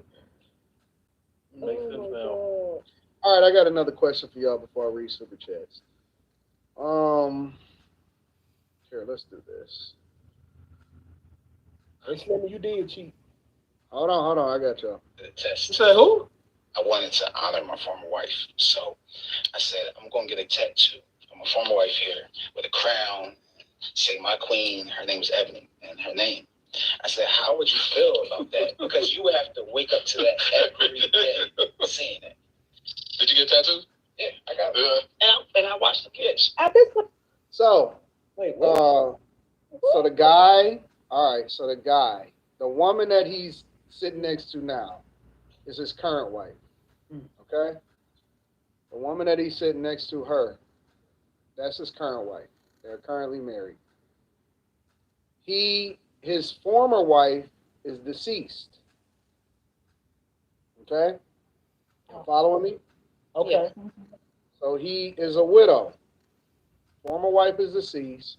When he met his current wife, he still was allegedly grieving, quote unquote, over his past wife. And he said, I want to get a tattoo of her on my arm to honor her. And she went with him to get a tattoo of his former wife on his arm, to acknowledge her. Now, this is breaking out a conversation all over the internet right now about if it was appropriate, if it wasn't appropriate, or anything like that. So he got a tattoo of his deceased wife in the midst of marrying his current wife. Correct. Yeah. Now, that's honorable because that's a lifetime contract that you just fulfilled. And if you want to get a rememoration of that tattooed on you, then that's cool. And you did everything by the book. That person died. It's solidified. I don't really see a problem with it. Now, most of the women is saying that they don't like it. If it had happened before her, that was one thing, but to get it while he's in the current situation and getting married to the new girl is problematic. A lot of women are well, like I said, for example, I'll play the rest of the video of the girl that was reacting to it, and I'll show you what she had to say, for example. You know they ain't gonna be with that. Did you get tattoos? Yeah, I got it. And I watched the kids. At this point, I hope to put a 300% tariff on microphones because the only time you guys want to sit in front of one is when a woman is being humiliated and embarrassed. Every week it's the same thing. Some couple where some married woman is talking about all she sacrificed in order to be a wife. And if the single women in the audience wouldn't put up with what they put up with, then quote unquote, that's why you're single. It's one thing if he already had the tattoo and he was married for 22 years and you're like, you know what, I can't worry about what's already done. But the man got the tattoo with you right there. Why didn't he decide to get the tattoo in the 22 years that he was married? So a lot of women are disgusted at it, is what my point is, and they're saying that he should have got the tattoo while he was married or before her. But for her to go with him to get the tattoo to honor his deceased wife makes it problematic, and they wouldn't tolerate it, is my point. So the question then becomes, is it disrespectful? Is it something that you would tolerate, or is it something that you wouldn't be a part of and you would say no and you would reject it? I don't see a problem with it. I don't like people's names on people in general. So that part I might have an issue with, but I would fully support that. And I think that if you haven't been in a position where your spouse died, you are walking in a privilege that this man is not walking in. And you have no idea what it feels like. You don't know what it might take for him to process this on a daily basis. And so I think that when you're speaking from a level of that privilege, you really shouldn't have much to say. I kind of look at it like the NBA. Like, when you playing, you did it, cheat. When you playing at the moment, they don't put your jersey in a rafters. Okay? Mm-hmm. That was his wife. She died. That tattoo is her Hall of Fame or her jersey hanging for commemoration. She did her job, tattooed his nigga name on the Hall of Fame, the Walk of Fame, whatever you want to put it. But she did her job to get that marker on her. Now you do the same. You go die, and I'm still your wife. Listen, I hang your jersey up too, baby. This is a franchise. But would you do it while you with the new girl? Is the question. Yeah, when they drop Kobe when they drop the banner, goddamn it, it's on a court full of new players. Kobe not there. So yes, the new players need to see what you get if you be great for this franchise. That you get a tattoo. Same thing for her. You do me right, baby. You get the left arm. This makes me think of a previous relationship. And my beautiful name was strategically tattooed on my ex's upper right butt cheek. You got a tramp stamp down there, Q. And I wonder what that tattoo looks like today. Brandon. You didn't retire or die. That's her husband's name.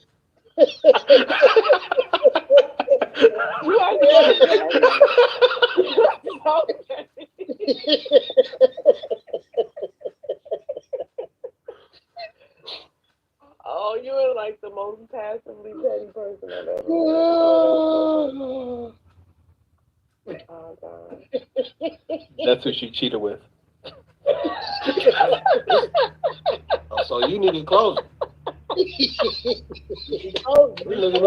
nigga still need clothes. Oh, y'all use all the subjects. Oh, shoot. I don't understand this tattoo shit, man. Like, that shit weird as fuck. You gonna Why get you a say dead that? person. Why you You say gonna get that? a dead person tattooed on your body. I don't understand that shit, man. Slimmy, you wouldn't do it? I'm with you, Slimmy. Nah, man, I'm You good, know, dog. Molly, I'm you don't good. think nobody but Molly. That shit weird as fuck to me. That shit weird. Like, Because people be it's getting just- random ass dead people put on them, man. Like, that they don't even fucking know Abraham Lincoln and shit like that. Like, that shit is just weird to me. It don't matter who it is. Like, that shit is extremely strange. Like, they're not here anymore. That tattoo ain't gonna bring them back. No, I don't get tattoos. I don't get tattoos. Oh, so I get so That shit too you don't- permanent for me. I'm too fickle. Like when it come to artwork and stuff, I might not like that shit in 5 years. I'm good. You know what I'm saying? So, but like, I think that shit weird, man. That shit weird. Like, having dead people on your body, I've never understood that obsession. And like, I definitely don't understand how that helps him cope with losing his wife. Obviously, I don't understand that at all. But I don't understand how that helps him. it don't help you, bro. It's just a Hall of Fame. It's just a presentation. Huh? Like, it's my first wife. She made it through with flying colors. She did it honorably. And for that, I'm going to forever have you on me. It's a tattoo. What It would you took like for to her say, to man? die though for you to get the tattoo. You couldn't honor her with the tattoo while she I was honor her while alive. honor You her. were Change so anything. lonely and desperate that you found a desperate woman who would be accepting of something so disrespectful like that. Okay, so She's, you gotta that second wife, she's just desperate. She was desperate for a man. She was desperate for a husband. No woman with some self-respect is gonna be okay with that. And then go. No, Like I maybe don't- the man looks better than her, so she kind of gotta do what he want. But there's no way. That's disrespectful. And I would absolutely go with him to get it done.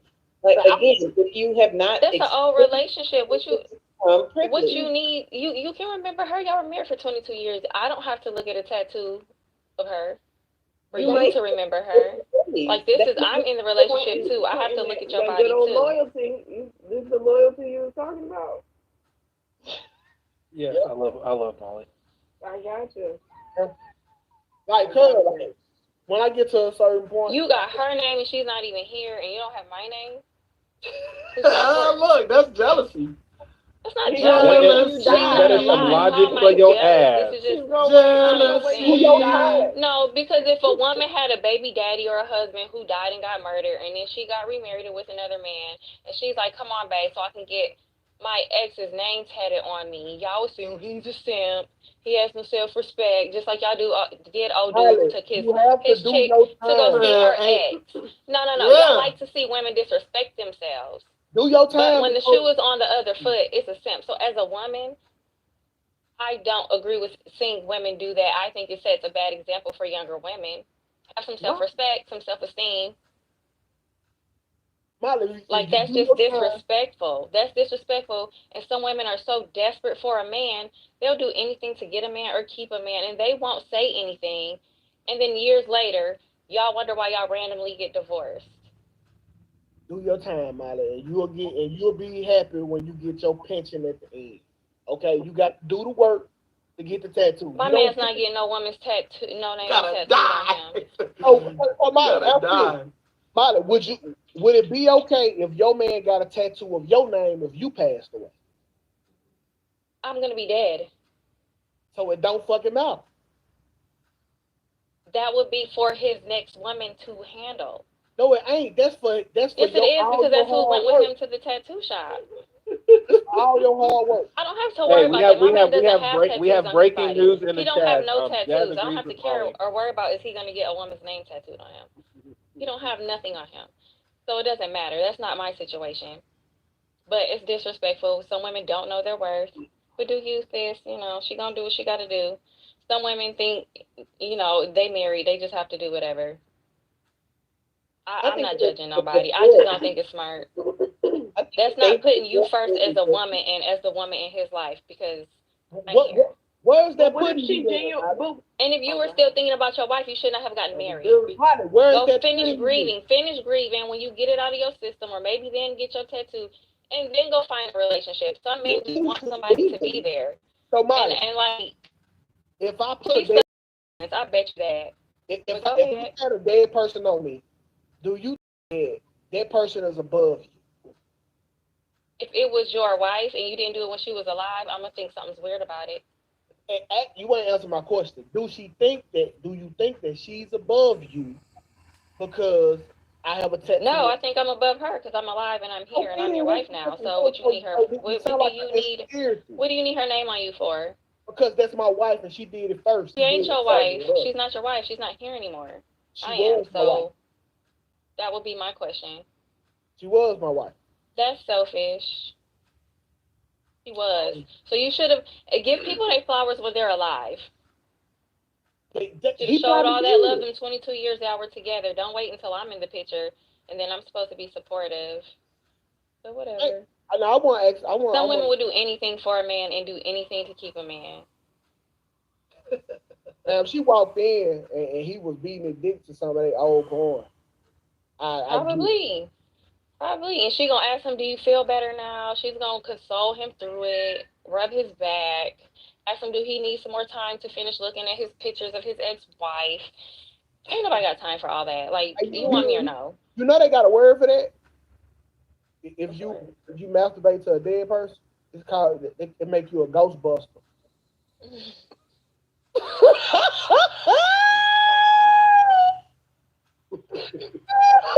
Get it? Ghostbusters. What is it? It's a necromancer? I love Carrie face right now. That's a necromancer for real. Carrie, would you have a problem with it, Carrie? I think that the situation tells me that it would be difficult for me to be with a guy whose wife passed away, because I think that if you're gonna marry somebody whose wife has passed, whose spouse has passed, you're going to have to approach the situation differently than a regular situation. So I personally it would be hard for me to know where to place that, but I wouldn't feel like he's being disrespectful to me. I would just take it like this is something that he needs to do for himself, and I would ask myself, like, can I handle this? But he waited until he got with you to do it, though. That doesn't seem weird. It doesn't seem weird because I don't know what that's like. So maybe the fact that he has now met somebody that he's ready to take that step with, it's becoming more significant to him to do something to, I don't know, close things out with his wife that's passed, to show her some level of respect. Because the fact is, if she didn't pass away, he'd still be married. He wouldn't even have been with the new woman. So I don't know what that translates into for a person because I'm not in that space. Like, there's a guy that I follow on Instagram, and his wife passed away during birth. And he was raising his son for like a year. Then he met another girl, and he's now, I think he's married to her and they have a kid. But all along the way, he would like acknowledge his wife that's passed during anniversaries and stuff. He would publicly put up videos, photos, and I asked myself the same thing, like, dang, how would I handle that? But when I looked at how his wife was responding, I'm like, she's a special kind of woman because she clearly understands how to support him through what he has felt for his wife and that grief and that pain. So maybe that's not for me, but I also don't think that he was being disrespectful to his current wife because of how he was handling his past wife. So this is why I think women lose, because we will validate a man's emotions and think about him and take all of his feelings into consideration. And a lot of them that would not do the same thing for us. I think a lot of women realize that. A lot of men ain't putting up with that. Well, but we'll do it. Oh, sorry. Like, so that's why I'm just like, women are just, this is why we get suckered. But men think ain't gonna be doing all of that. Men not I gonna think be supporting them decisions like that. Men not gonna be sitting there letting you post your ex, even though you're a widow or whatever, every anniversary, like, why don't we have that same self-respect that men have for themselves? A lot of them wouldn't put up with that. You're not a man. And then that's what I'm saying. And women are always so bitter and say, "Oh man, da da da da da." Well, stop putting up with stuff that they wouldn't put up with if it came to you. You can't even say that because it's two different people that expect two different things. No. If the genders were reversed and that was a woman sitting there and the man was just sitting there, nodding his head, championing behind her, this conversation will look so different. Men don't love like women, and women need to wake up to that and stop putting up with Wait a things minute. that a man will leave them for or hang Oh, over their head. I think you might be wrong here, Molly. But if that's the case, How am I wrong? Yeah, Every because panel we say that men and women aren't the same. Wait. You think Laura London is gonna stop doing things for Nipsey just because she get in a new relationship? I don't think she is. She ride for him. She ride for him. And then get his name tatted on her. She ride for Nipsey pretty tough. I don't think she's gonna stop doing Is she in a whatever she relationship? does. I don't think she is. But can I? Because you said women ain't gonna do stuff like that. But this is why I mean, you said men won't allow stuff like that. And it's probably why she's still single, because men know that she's still grieving over Nipsey. Who wants to deal with that? Women do it in a different way. Like she probably won't drop the dude last name of her first husband. Like they what? Yeah. She gonna get married to you and still have her husband's name. Nah, okay, that is extreme. I digress. Can I say something, please? So Molly, here's why I'm just a little bit confused though, because a lot of times you'll point out how men need to be more manly and women need to be more feminine, which to me says they need to be who they're supposed to be. Men are different than women and vice versa. So why are you saying if the shoe was on the other foot, the man wouldn't respond the same way? Maybe not. Because we are so compassionate and we're so thoughtful and we're so nurturing and mothering as women that sometimes we do things that are against our best interest. We'll do things knowing deep down inside we don't agree with it. We'll be resentful. We won't say nothing. And then all of a sudden this man is wondering, why did we leave? Molly, but I think that women live in denial, or we still are different. So maybe for you that would be living in denial. Maybe for you that would be disrespectful. Maybe for you that would be going along with something you don't agree with. But what if this woman is genuinely happy and okay with her decision? Like, what if the woman I told you about with the guy, she I mean, I don't know her. She genuinely looks happy. She looks like she's okay with her decision. Like, why can't you leave space for the fact that women might not all think like you would on the situation? Exactly. And you don't ever hear me saying that I just can't stand men. I hate men, because I understand not to be doing certain things, knowing that they're not going to be doing certain things. I don't know. We champion things that we know would not make us happy in the long run. To what? Be supportive? Well, I don't get it. I think women are too, like, we have a biological impulse to be nurturing, but sometimes I think we give it to the wrong thing. I'm not about to nurture you through getting some other woman's name tatted on you when you had 22 years to do it. You're not going to stand behind me if I lost my significant other and I'm like, babe, let me go get his name tatted on me. That would look crazy. But us women, we just supposed to be dumb and we supposed to just put up with whatever. Because, yes, let's be supportive. Like, nah. That's just my opinion, though, you know. I'm not that tolerant of certain things. I can tell. And maybe, I can tell. My man don't have tattoos. This ain't my situation. I'm not bitter. I'm not hurt. I can't relate. But that might, some people might consider that weird, that as a woman you can't relate to another woman's compassion without it being negative. Like, to me that comes across like, why is it so hard for you to look at it from a positive perspective than making it all out to Where's be that tattoo a of bad my thing. name? Where's my name at? If my You're name not gets tatted dead. first, You're that's not cool. dead. And I you shouldn't wouldn't have to even be dead here for him if to my get my wife- name if tatted his- though. You wouldn't even be here if his wife wasn't dead. So, like, Why do it maybe have to you take should somebody to be tattooed. dead though to I'm show just kidding, but- appreciation? Because that's how we work as humans sometimes. You Who have who is we? Who is we? people in Because general. People I in sit general. here You have to meet every somebody. panel and see men clown men for things that if it was a woman, women are defending and saying we need to be more supportive. But when the shoe was on the other foot, these men are saying no, I kick her to the curb.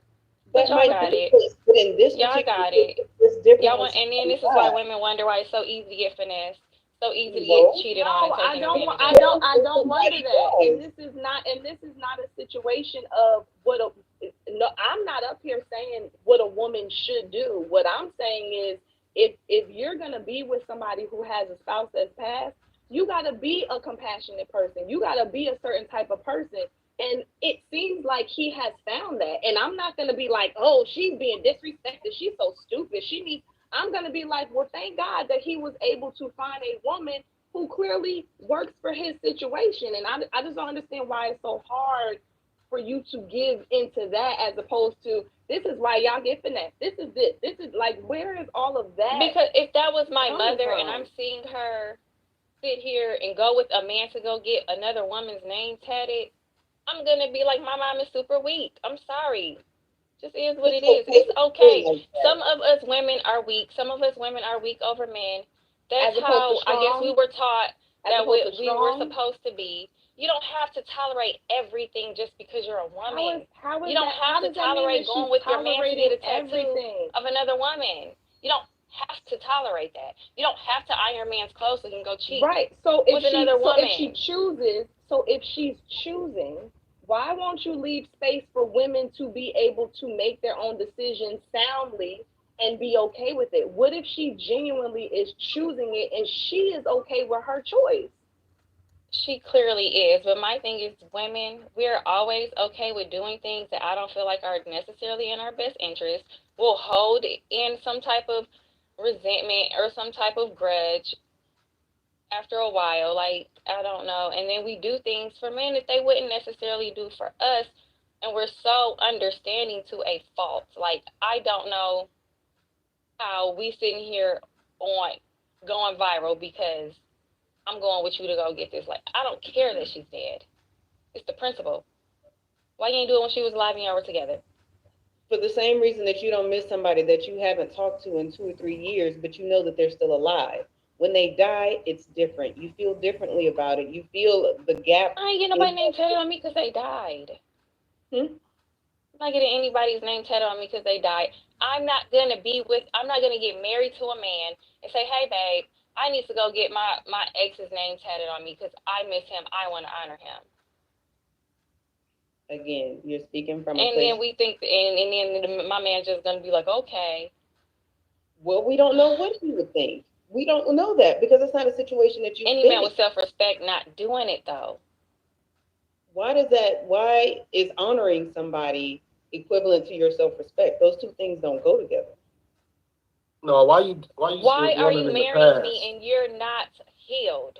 Yeah, why you still dwelling in the past? It's just the That's same not- thing as the that's closure. not dwelling. That That is. is dwelling. That's not. That is dwelling. But why are you? You want That's a dwelling in the reminder, a past. permanent reminder, a permanent tattoo Yeah, that's you- gonna you- die with you as your reminder. So if it was his mother, so if his mom passed and he got a Not tattoo the of same his mom, thing. That's not why- his mother. tell- This is tell the me woman how he it's was not having Not the sex same. Tell with. me how it's not. Tell You me don't how sleep it's with Not your the mama. same. Don't yell at me, Slimmy. That's How not is the that same. not? I'm not How is yelling. that not? How is that you did it? My How is voice that- is the same how as is- yours. No, it wasn't. Yes, it How is. that? No, it wasn't. Yes, it is. I said that's not the Wasn't. same. It was more emphasis. Quentin, I'm not did yelling you at check you. your decibels? I'm not yelling at you. I just said it's not the same. Don't get testy because you don't like what somebody challenging you. I'm not. I'm You not. challenge testy. people every. You challenge people every show. I'm not testy at all. I'm not testy at all. I'm just saying you didn't have to yell, but it's all good. I'll keep going. I'm just saying it's not necessarily different if somebody's significant passed away. like somebody who you're married to. I don't know if they had kids. I don't know, like that is significant. And again, maybe you all should not marry somebody who lost someone. That's why I said the same thing. I don't know if I could be that type of person. No, it's but not somebody, about. But somebody who lost someone is going to Are be you someone healed? who does Everybody not have, loses somebody, Carrie. Are you healed from it? If you're still in the grieving process, I don't think as a woman I should be taking on that task to help you through this, because this is out of my league. I can't, like, this is something, sometimes men need to handle things on their own. Well, and he looked for a woman because he needed a void filled. I don't even think he loves her. Like, come on. You love a woman. You're not going to say, come with me to go get this tattoo of my ex. I don't care if she's deceased. Apathetic. Like, period. No, I feel like the world would be you happier can't do if they stuff were a like little that bit because more nobody is attached. don't have the same sentiments as you. I can say that because that's my No, opinion. you can't because you don't know that. You don't know that. That's my opinion. You don't know that. That's what you're showing. No, that's not. You're showing that. Yes, No, you that's are. not. That's Yes, not, you Carrie. are. No, it's not, Carrie. I That's know what that. you're showing. It's not. No, it's not. Regardless of if you would do it or not, you guys are totally turning this into something like you just can't understand at all. Where she could just be, like, she's cool with it. She's okay with it. My brain can't. Any chick that's gonna be around me or that's gonna be in my life, they're gonna have to acknowledge the GOAT. They're gonna have to acknowledge the unicorn. And so, I understand where everybody is coming from, but I'm going to do what I'm going to do. I just genuinely don't give a fuck about what nobody thinks. I'm going to get a tattoo, and any chick that's going to be with me or around me, she just going to have to acknowledge the woman that I was with that ultimately played a huge role in who it is that I became today. And so, if my woman, Rita. You're talking about Rita. Oh. I'm looking at it right now. I'm just kidding. And so, for me personally, I don't know. Maybe it's different for me because I don't give a fuck about what nobody be thinking. I just be doing whatever it is that I want to do. I do what I want to do now. I'm going to do what I want to do. God forbid if anything was to ever happen to her. Yeah, absolutely. She can get tatted. And I'm tatted on her. And, what happened? I said I'm tatted on her. Like, I'm on her, all over her, signature everywhere. And, I mean, it just is what it is. Like, I just feel like any woman that got to come into my life, she gonna have to do some extraordinary shit in order to even be around me in the first place. You got big shoes to fill. You got high expectations of you, considering the person that didn't play a role in my life up to this point. So if you're gonna play a role in my life, you got big shoes to fill, and she absolutely can get tatted. And I'm gonna expect for any new girl that come into my life to show the same level of respect. She gonna have to acknowledge it. So My if, turn. If, My turn. So if a woman comes into your life, so if, I understand where, honestly, realistically, I understand where everybody is coming from. Molly is coming from the lens that she don't want to have to deal with certain things. Carrie similarly have the same perspective as Molly, because Carrie said that it would take a special woman to be with a guy that's in that situation, and she doesn't know if she would be able to do it also. But Carrie is saying she's also considerate, but she can understand why somebody would do it. Kim is coming from the perspective that she would support it 100% and go with the guy to go and get it. I don't know what Ray's perspective is, so I understand it from every lens. And I'm also considerate at the fact that everybody got preferences and everybody got things that they could and couldn't deal with. I have no problem with that whatsoever. What I'm saying that is, and I've already admitted it, Rita will tell you, I am a lot to deal with. I am a whole lot to deal with. I have a lot of toxicity that I take out in a lot of beautiful ways. And you know, it's a lot of things that come along with being with a person that's like me. There's other guys that are a lot more simple. They don't have this crazy of a life. I'm about to catch a solo flight tomorrow by myself, doing what the fuck I want to do when I want to do it. And my girl's very supportive, and she's gonna pack my bags when I go. So I am a different type of guy. I move differently. I do what the fuck I want to do, and I don't have the same lens or the perspectives that everybody has. So with that being said, I would probably get a tattoo if I wanted it when I'm with whoever it is that I'm with, and I don't give a fuck about whether or not she gonna say yes or no. I'm going to do it, and if you don't like it, then you just ain't gonna be with me. So can a woman get a tattoo of her ex? No. Exactly. Which is why I say that I understand it. But wait, this is why I say I understand it from everybody's perspective, because Molly is right to an extent. Men and women are different, and I don't expect for it to be equal in every single way. Women are afforded a level of grace in a lot of other ways that men aren't afforded a level of grace. But no, I am very territorial and I am very possessive, but I'm expecting a woman to be with me to be very, very submissive and understand the direction that I'm taking her in, understanding that she's going to benefit as a result of being with me. So no, I don't want a partner. I want a chick that's going to be around me that moves according to my ways, and I'm going to set the precedent, and this is how we going. And so no, I don't look at it like, well, you can't do it if I do it. No, you can't do the same shit that I do. And I'm not going to ever tolerate you ever honoring another man. I understand that you may be grieving. I understand that you may be going through some shit, but I'm also not going to be going with you to get a tattoo of another man on you, because that's not what men do. So I get it. I get it from everybody's lens. I don't have any criticism for anybody that have preferences, but no, I'm not going to do it, or I'm not going to allow for her to do it, or actually I am. I would allow for her to do it. I'm just not going to be with her. However, I wouldn't be mad at a woman that said that I don't want to be with you, because it will be a double standard when you're with me as a man. It has to be a double standard, because I'm a man.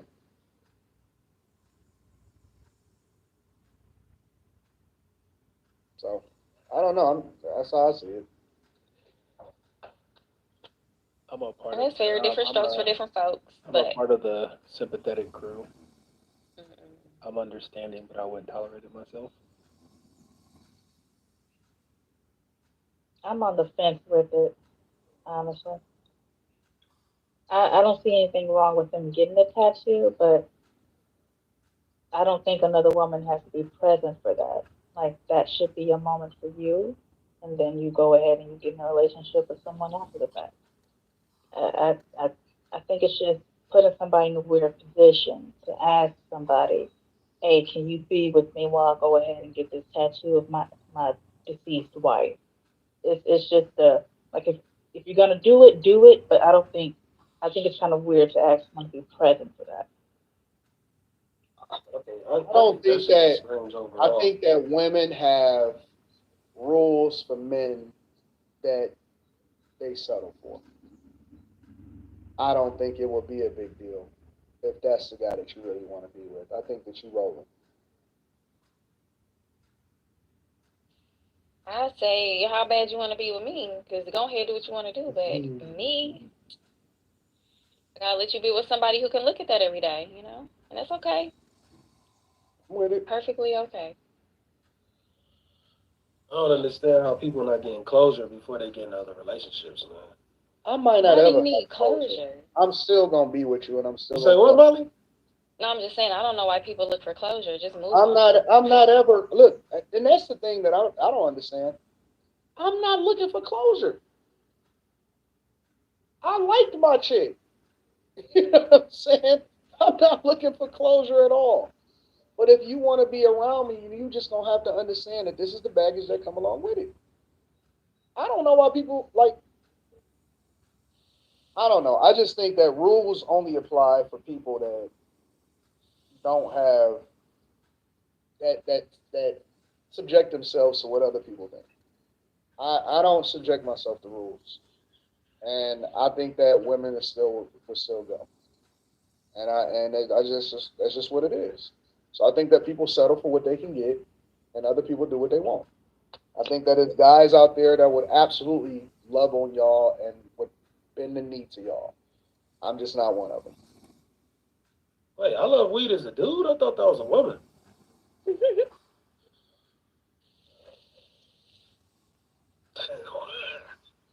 What the fuck? So, I mean, maybe y'all would do it. I don't know. Quentin never said what he would do.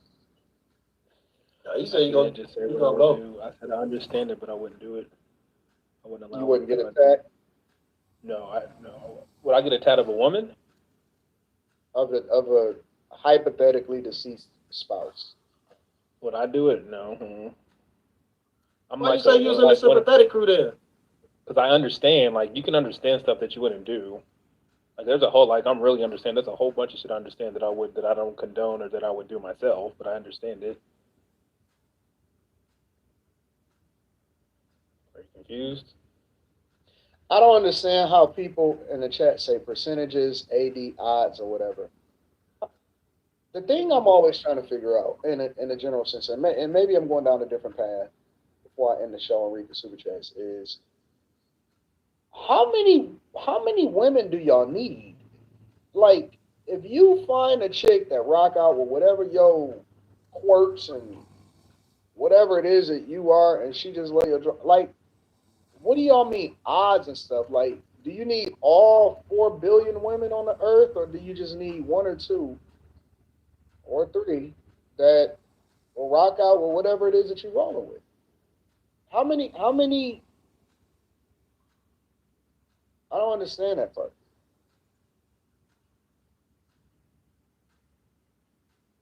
Are you asking again? Because people are always saying, like, well, it's not a whole lot of women that'll tolerate it. I'm not looking for a whole lot of them. I'm just looking for, like, the 1 or 2 that would tolerate it, right? So what I'm saying is, how many do y'all need? And the reason that I say that is because, like, every day I see a weird ass couple, right? And I'll be thinking to myself, like, it could be a guy that got purple hair and is shaved on one side, and it'll be a chick that just match him and whatever the fuck weirdness that she is.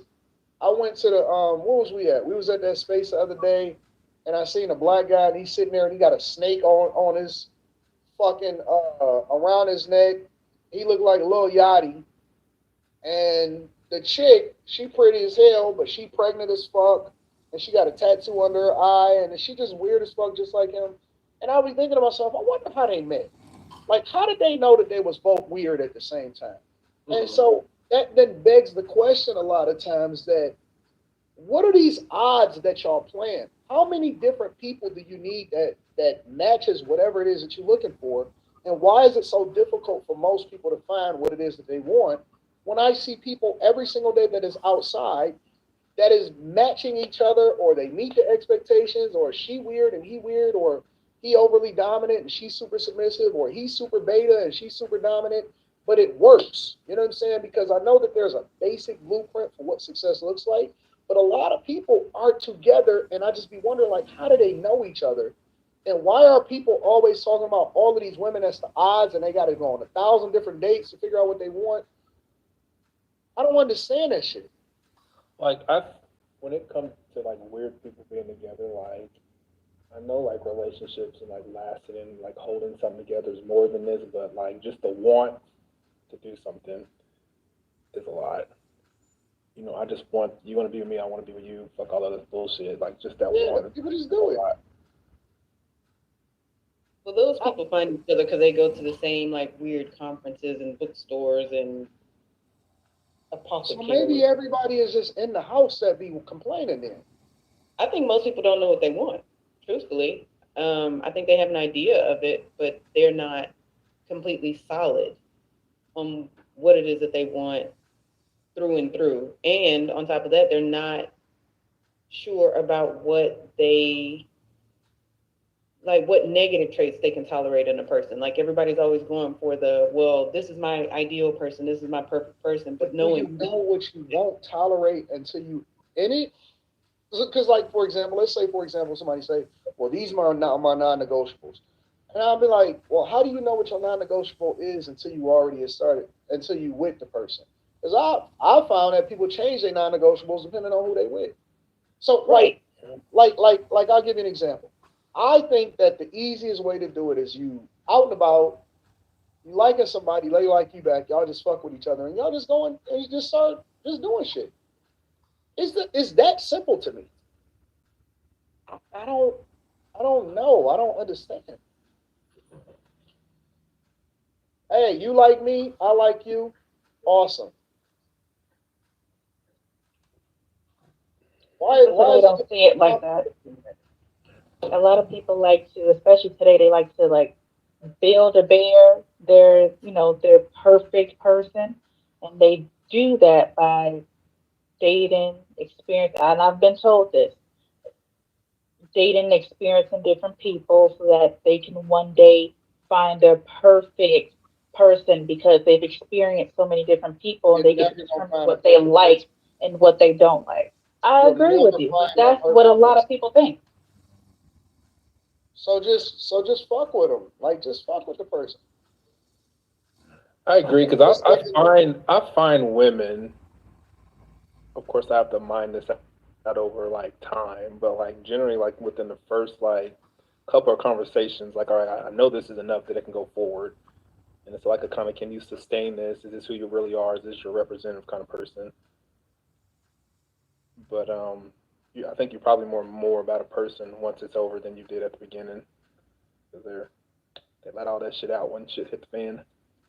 But you got to get to that part. You have to like get to the bad part of like knowing the bad about somebody. Like, what does it look like when y'all fight? Like in the hard times, what does it look like, type of thing. But ultimately, if I want to be with you and you want to be with me, like fuck all the dumb shit, and we're gonna make it. We're gonna make it rock. And I think people make it. I think people make it harder than it is. I think so too. I genuinely think that people make it way harder than it is. Can I ask a question? Yeah, go ahead. What do you guys think about compatibility within a relationship? Do you guys think that it's built over time, or do you think that it just is when you meet that person? Both. I don't think that it matters. I think that we program ourselves to. I seen a woman the other day. She said, I was with this good guy. I was with him for 4 years, and I did a review video on it. She said she was with a good guy. She was with him for 4 years, and he was great, and he was a provider, and he took care of everything, and she didn't have to worry about nothing, and he never cheated and stuff like that. And she said she broke up with him because her love language is, I forgot what the fuck she said, words of affection or some shit like that, and that he wasn't willing to compromise and meet her halfway on always making sure that he came in and affirmed her or some shit like that. I was like, damn, you was willing to give up all of that because, and he was a good guy and you described him as great and all of this, he was willing to give up all of that because he wouldn't pay you more attention with his words. But the love language itself thing is something that somebody adopted into their relationship for them to then judge whether or not this person is meeting an expectation when they was just fine before they read the book. They didn't have any problems with the person before they read the book. Then they read the book and they're like, wait a minute, this is my love language. And so this is the requirement that I'm putting on you. And that's what I'm saying. It's just like words for it. Huh? What if they did know, like they were like, something is off, I just don't know what it is, and they just didn't have the words for it. So they read the book and they're like, oh, okay, well, that's what happened. Like, how do we know that that's not what it was? Because why was she with him for 4 years? I mean, we all spend time in relationships we shouldn't still be in, you know. 4 years? Yep. And she didn't break up with him because he cheated or he did something bad. She had created this thing in her head that she felt like she couldn't get over based off of stuff that was put into her. And I usually am able to identify quickly when somebody is being influenced by outside forces because they use terms and words that is popular on the internet to describe their relationship after they got out of it. Agreed. Like narcissism. So, I don't know. I just think that, like, You find somebody that you like, that you rock with, and you hold on to that shit. If it's nothing personally, if it's nothing that is egregious, if he not beating on you or something stupid like that, I just don't understand why people just be like jumping from person to person. It's so weird to me. Yeah, I But was that's um, I was anybody though. Is that what you're saying? That anybody can be with anybody? Like if nothing else matters, you Yes. just pick a person at random and you can make it work? Absolutely. Because if it wasn't possible, then arranged marriages wouldn't be more successful than when people pick for themselves. facts. I think a lot of that. Arranged marriages, people learn to love each other, and they last way. They're way more successful than when Like people 80% think or they're something like that. compatible with somebody and they choose for themselves. Often at times those relationships fail, but the ones where people are arranged, they wind up becoming 10 times more successful, and they learn to love each other just by spending a lot of time with each other. No, well, I think you can learn to love somebody. I think in cultures where there's arranged marriages, there's just a higher, a greater respect for the family unit, and there's just cultural differences that keep them together. I don't think it's necessarily, that they're pleased with this marriage. It's just this is the cultural norm, so they go with it. But I do think that you can learn to love somebody, and I also think that sometimes outside forces are able to see what's good for you or who you would be compatible with better than you can see yourself. But so compatibility is based off of preferences that's developed over time, that's also influenced by what you see, experience, and culture. So we change our compatibility based off of whatever it is that we feel at that particular moment. It's like success, right? Choosing to be happy is literally it's something that's intentional.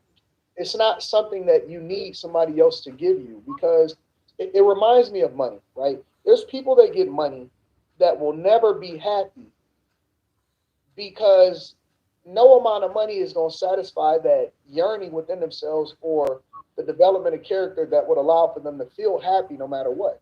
It's like people that get into relationships. I always say that whenever you get into a relationship, you have to be happy by yourself. You have to be a happy person, because nobody can come into the relationship and fix you based off of compatibility. You just going to become interdependent on that person to make you feel good, and they're never going to satisfy that thirst. It's a reason why people never get satisfied no matter how much they eat. It's a reason why people never get satisfied and they're never happy no matter how much money that they have. It's a reason why people never get satisfied with no matter how much sex that they have. It's because it's something wrong within them, and it has nothing to do with the person that they're with. So you have to find that happiness, and that's why I even tell Rita a lot of times, I say, listen, and I've always said this, I'm going to spend 98, 99% of my time on the thing that I like about you. I don't give a fuck about the thing that I don't like about you. I'll spend a 1 to 2% of the time on that. I'm not caring about that. I don't care about all of this extra stuff. I care about the thing that I like the most about you, and that's the shit that I'm going to focus on. So people can choose to be happy.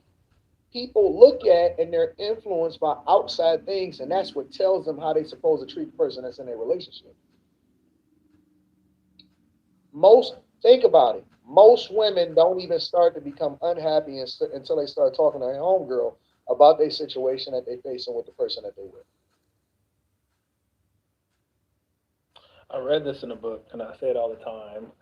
Like, I don't like happiness isn't like it's not constant. It's something that like comes and goes. So if that's what you're forever chasing in a relationship, it's probably not going to work. I am a very happy person no matter what state that I'm in. I'm happy when I get disappointed because I'm excited about feeling disappointed because I know that that's a human emotion. I choose to be happy every day. I choose. But you're not happy every day. You're not happy. You're not sad. You're just like there. No, I'm excited about what I'm about to experience. I am. I'm excited. Every day I wake up, I'll be thinking to myself, man, this day gonna be fucking crazy. And I'm excited about the emotions that I'm going to feel from the things that I deal with on a daily basis. I'm going to be Well, being excited doesn't have being excited. I'm happy about the fact that I'm alive, and so I enjoy life. And everything that comes with it, I know that that's just a part of being human. And at the end of the night, when I go to bed at night, I'm like, man, that was a fucking great day. That was an awesome stream. These are awesome people that I'm around. I'll be excited about life every day. And I'll be over dramatic. Well, and I come in. Let me tell you how over dramatic I am.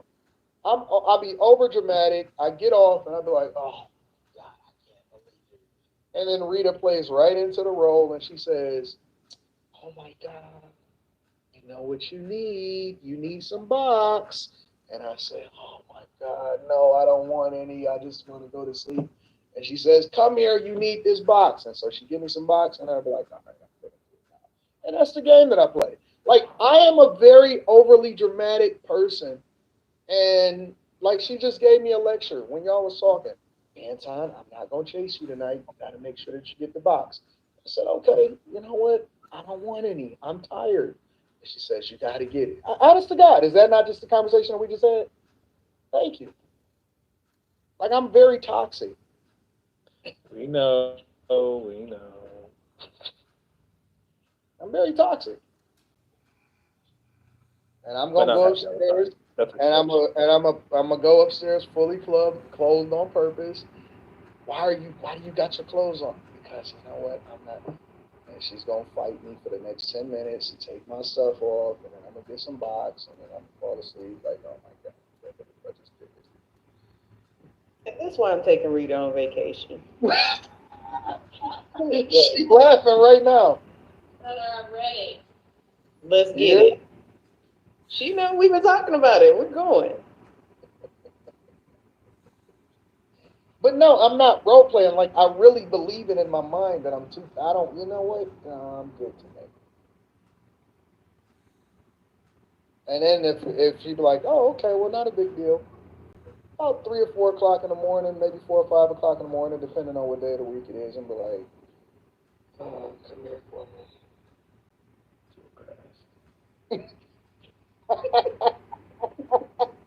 I think I am. I'm currently abstaining from sex until I meet the one. Is it abstain or celibate? No, it's abstain. Until you meet. So that means the current one is not the one. I don't have a current. You meet the one that what? Didn't he say this before? I haven't had sex since the last one. And I think wasn't that like a few weeks ago? Sorry. No, Gary. And I'm gonna abstain. I'm not having sex anymore. Oh my God. Until we know that's so bad. You're gonna abstain until the next time, huh? That's what I think he said this before. It's It's not like your first time saying that. I've never said this before. I'm not gonna have sex again until I get married. Yeah, she sounds so crazy. Rita looking at me like this nigga lying.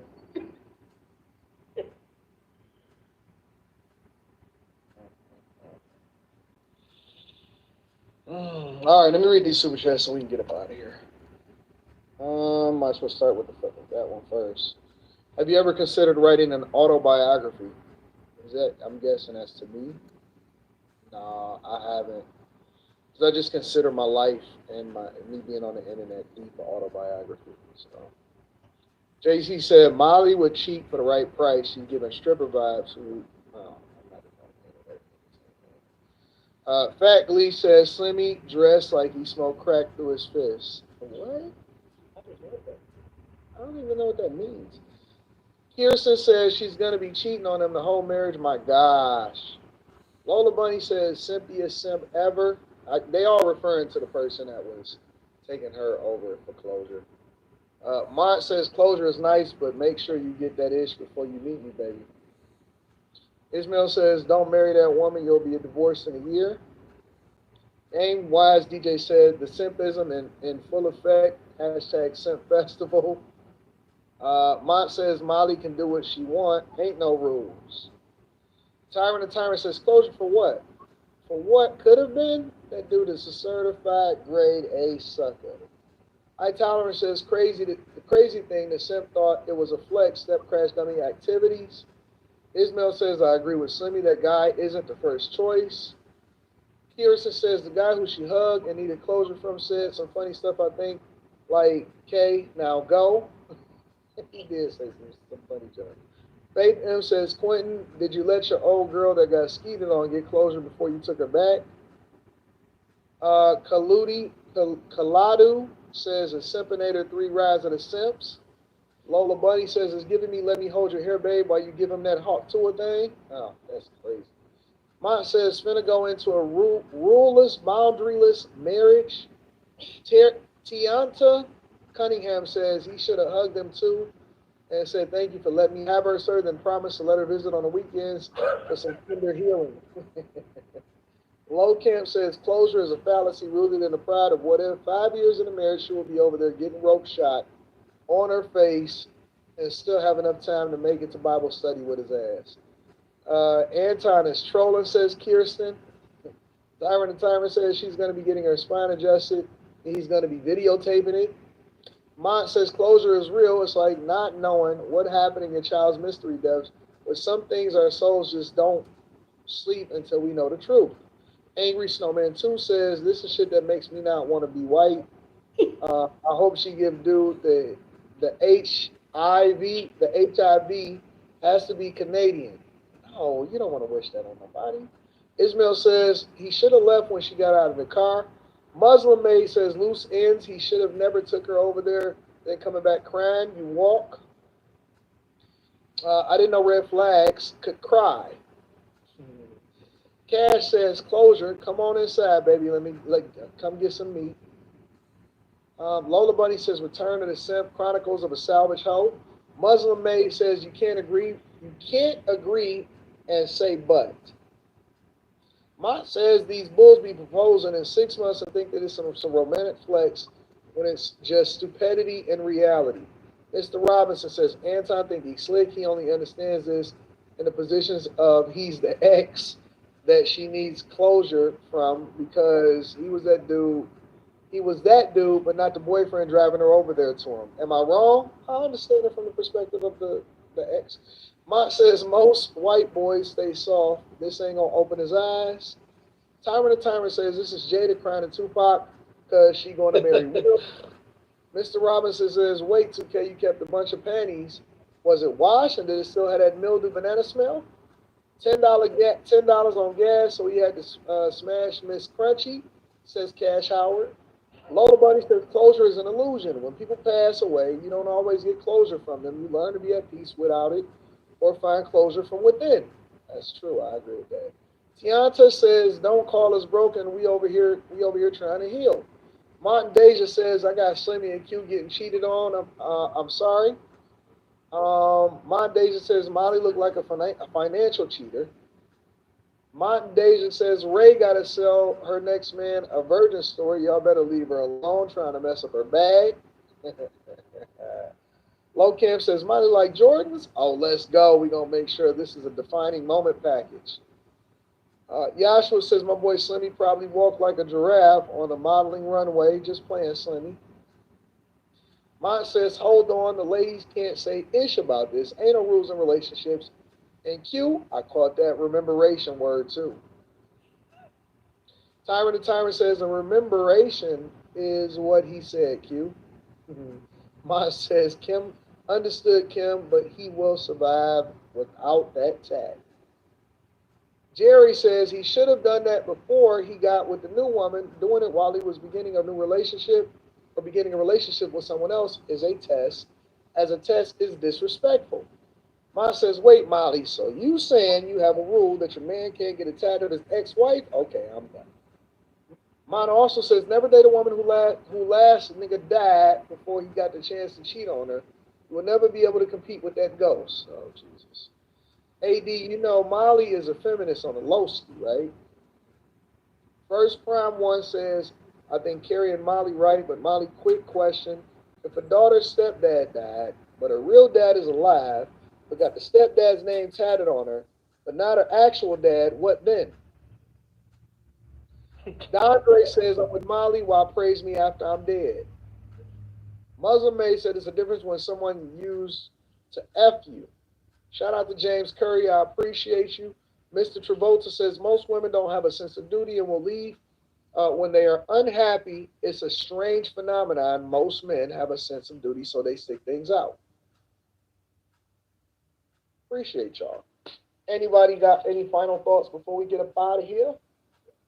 Which one of those was the icebreaker? The icebreaker was supposed to be the closure one. The man taking a woman over there for closure. Then we started getting into the whole race police thing and all of that other stuff. So it was a good show. Good show. Any final thoughts before we get up out of here? It's a short life. Love your neighbor. Give them hugs and kisses, forehead kisses. That's the real suspect. You can't just be giving out forehead kisses willy nilly. Kim, you increased your cuteness tonight. What's going on? She didn't wear no makeup. What's happening? I mean, I did wash my hair. Maybe that counts. I don't know. Oh, no. Maybe you just spoiled my face. It might be that tattoo conversation. I don't know what it is, but you know what I'm saying? All right, y'all. Listen, we love y'all. We appreciate y'all. We out. Peace. Bye.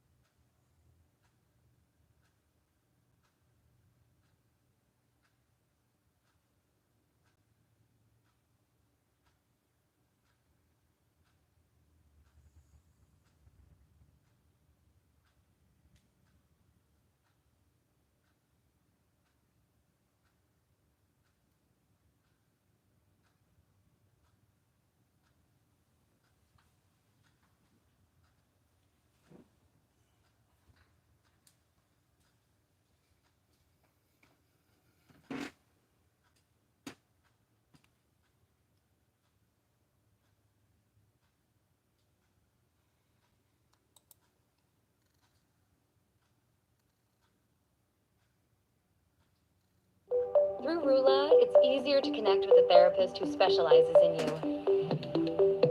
Tell us what's important, and we'll provide a curated list of in-network providers.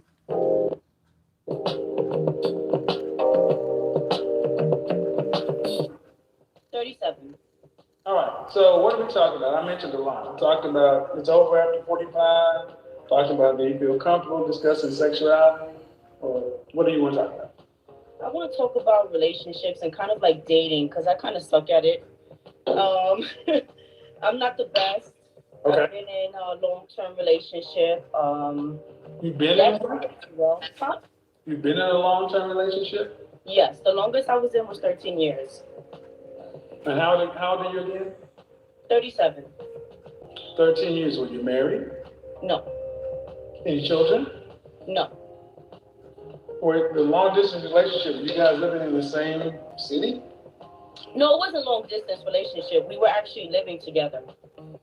Okay. Why didn't you get married? I don't think he was ready. I'm gonna say that. I'm sorry, I just don't want this to turn off. I don't think he was ready, to be honest with you, and that's the reason why I left the relationship, because I felt like he was just into being young, shopping, and clubbing, and I wanted something more serious. How old was he? Same age. You don't think he was ready? And what year did you discover that he wasn't ready? Well, I mean, after 13 years, and there's no. And in what year? But I'm trying to figure out in what year did you come to the realization that he wasn't ready? I would say maybe 10 years into the relationship. You know how crazy that sounds? It does. I mean, I was in a relationship very young. I was in a relationship from the age of 17, so. But you weren't in a marriage. Right. Why? Okay, if you want to date, you ladies gonna have to get comfortable answering questions about your poor work history. Okay, I'm open to that. I'm saying this because if you want to get a job, a wife is a job. So you're going to go sit down with a prospective employer. You got questions for him. You got standards for him. He's going to ask you, why were you with somebody for 13 years and you say he wasn't ready? Were you ready? Yeah, definitely I was ready. I mean, what year? I would say after the 10-year mark, because I was young. You know, I was more focused on my career, as I still am today. I realized that I loved him, I was in love, and I was ready to move forward. Say that again? Where did you go to college? No, I didn't go to college, actually. And then what's your career? I process payroll for a living. That's not a career. It's not a career? The job. I find it to be a career. I mean, it pays well. I've been doing it for 8 years. You can call it what you want. Oh, yeah? Yeah, you paid hourly? Yeah. That's a job. I'll take that. I'll take that. A career is something that has upward mobility and usually requires secondary education. Well, my career does require secondary you can call it what you want to be. You can call I'm hearing you. See, why are things like this important? Because women aggrandize things that are normal. My mother worked in a factory. That wasn't a career. She made more money than a lot of people who had careers, but it wasn't a career. So when you say I'm focused on my career, I'm wanting to hear attorney, accountant, physician, something where I want to hear things that require focus. Well, payroll does require focus. No, man, that requires payroll. Payroll, man, does not require. Okay. If you don't want to look, are there other women who do payroll who are married? Of course, everyone. Then well, it doesn't preclude marriage. See, if you were a brain surgeon, a cardiac surgeon, or an oncologist, or a neonatal surgeon, somebody who worked long hours, then you could talk about your career being first, because you'd have the money, the prestige, the social gravitas. You got an hourly job that you have to take some courses for, but it's just a job. Okay. So it's nothing to put marriage aside for. That's interesting. Well, if it's not, then why are women who were payroll, what's your proper title? Say it again. What's your proper title? A payroll officer. Payroll officer. Then why are female payroll officers married? Well, a lot of women that I've worked with have met their husbands in college, and then they just pursue a relationship and ended up getting. Why are they married? I mean, every woman wants to be married. Who wouldn't want to commit? You can be too. Huh? You could be too. If I found the right man that was respectful. No, ma'am. You're not a wife. Why? Why do you say that? Well, because you were with somebody for 13 years and didn't require marriage. That's why. So you think a woman should require marriage? I think wives require marriage. And how would she require it? I would love to hear that from you. Well, she doesn't fucking live with You're teaching me something. because she doesn't kick it with somebody for 13 weeks, let alone 13 years, and live with a man without. Y'all was shacking up, right? Yes. You were pretending that you were playing husband and wife, but you didn't get the ring, you didn't get the social credit.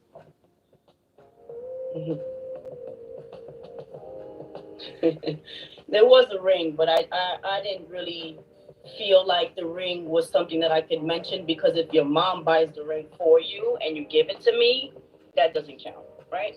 Well, what kind of woman would be with a man whose mama got to buy her a ring?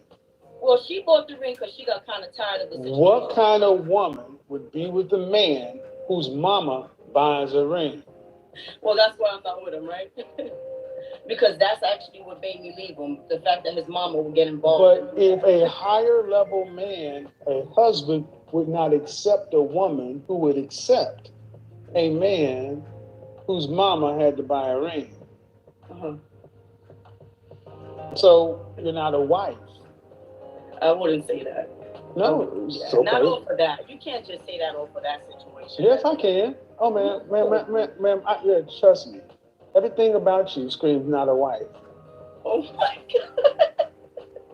Man, 13 years. 8,000 people watching this. Come on, Kevin. Ma'am, you lived with somebody for 13 years.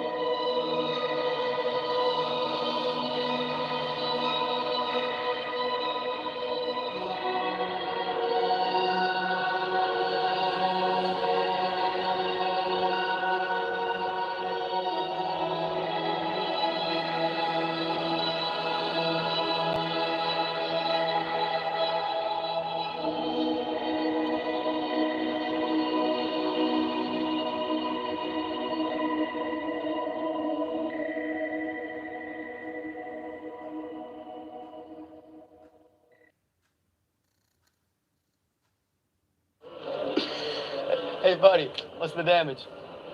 Well, it's a lot. You got court costs, attorney fees, higher insurance, damage to the car, DUI fines, not to mention the damage to your social life. Plan a sober ride, or pay the price. Drinking and driving costs more than your drinks. It could cost a life. Learn more at whatsthedamage.org. I sent him this video. Hopefully he's watching so he can be embarrassed of himself as well. I'm not a wife because I was with someone for 13 years and didn't require to be married. Well, that's one thing. Well, you're not a wife. That's just an outcome of it. Were you raised to be a wife?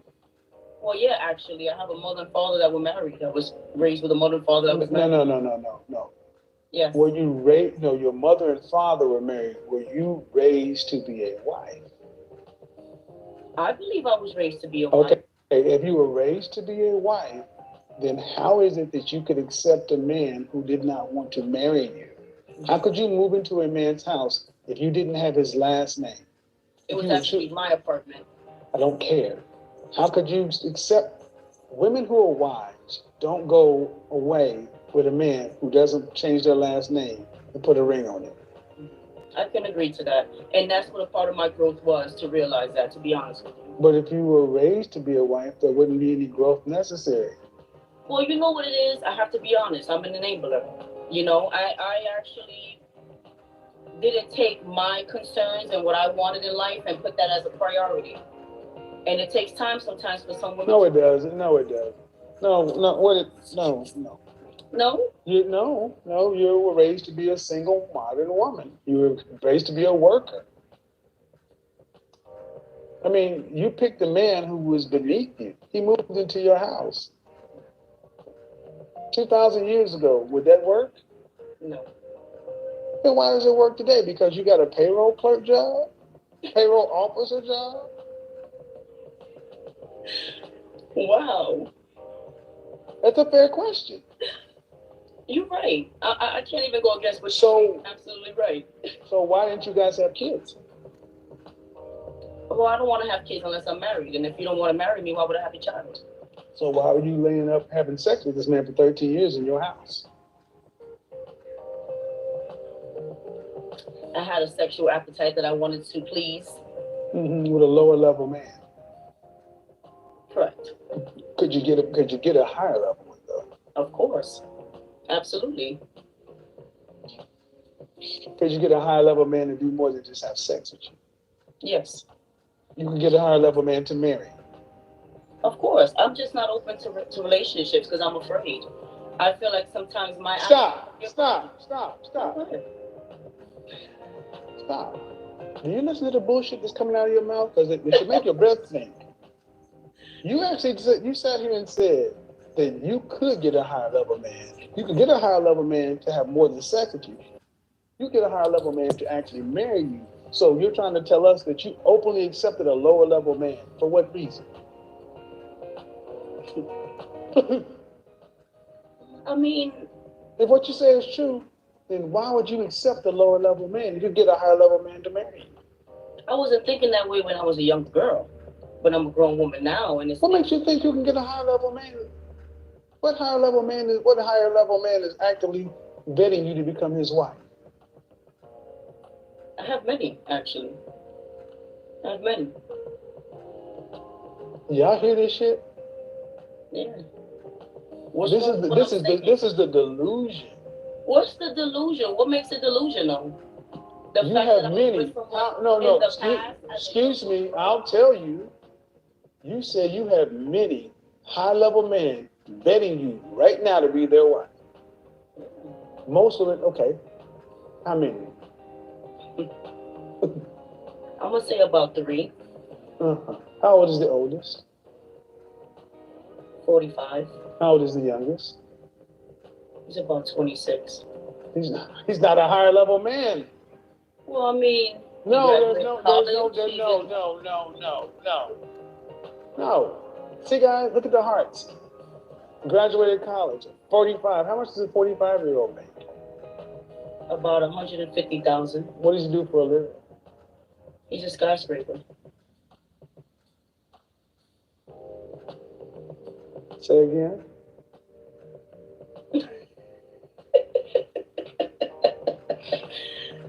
Oh man. Say again. He does what? I said he's a skyscraper. That's what I said. What does that mean? Well, let's just simplify it. He puts elevators into buildings. You know, a skyscraper is a building. Well, that's the work he does, sir. That's what he considers himself. That's the job title that he gave, and that's what I'm giving you. How long have you been seeing this man? About 6 months. How many children does he have? 2. Has he been married before? No. But he has 2 kids. How many baby mamas? 2. Right. So he's a skyscraper. 2 kids, by 2 different women, and you're in New York? Yeah. Making 150, so that's roughly 75,000. Anywhere else? And then a 26-year-old went to college. What does he do for a living? Well, he joined NYPD, so he's actually in classes for that now, which isn't a lot of money because they make probably about $45 a year. Then how are you calling him a high-level man? Well, I go with the intelligence and how you treat me. I'm not gonna go by your salary because at the end of the day, I do. I don't give a shit what you go by. That's not what the world goes by. I'm listening to you because I got on here to get some knowledge from you. You know, Well, so I'm gonna listen to what you got to say. Well, all we gotta do is look at your life. You make up your own definitions. Yeah. You make up your own rules. You call shit what you want them to. And my question is, when you retire at 65, Empower your students to be more authentic, impactful writers with Grammarly's comprehensive AI writing assistance. Use it to help students brainstorm ideas faster, document their writing process, check for plagiarism and AI-generated text, get real-time feedback, and much more. It's not just a grammar tool. It's a responsible AI writing assistant for the new era of communication. Download Grammarly for free today.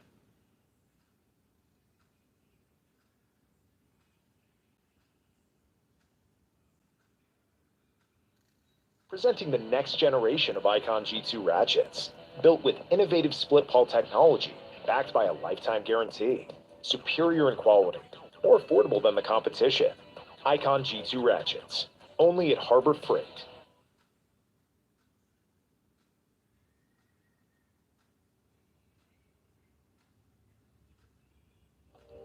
when you retire, retirement age, 65, are you gonna have your your $2.4 million you're gonna need there between 65 and 85? No. Okay. I'm not even gonna sit here and say yes. Then who's gonna pay for you?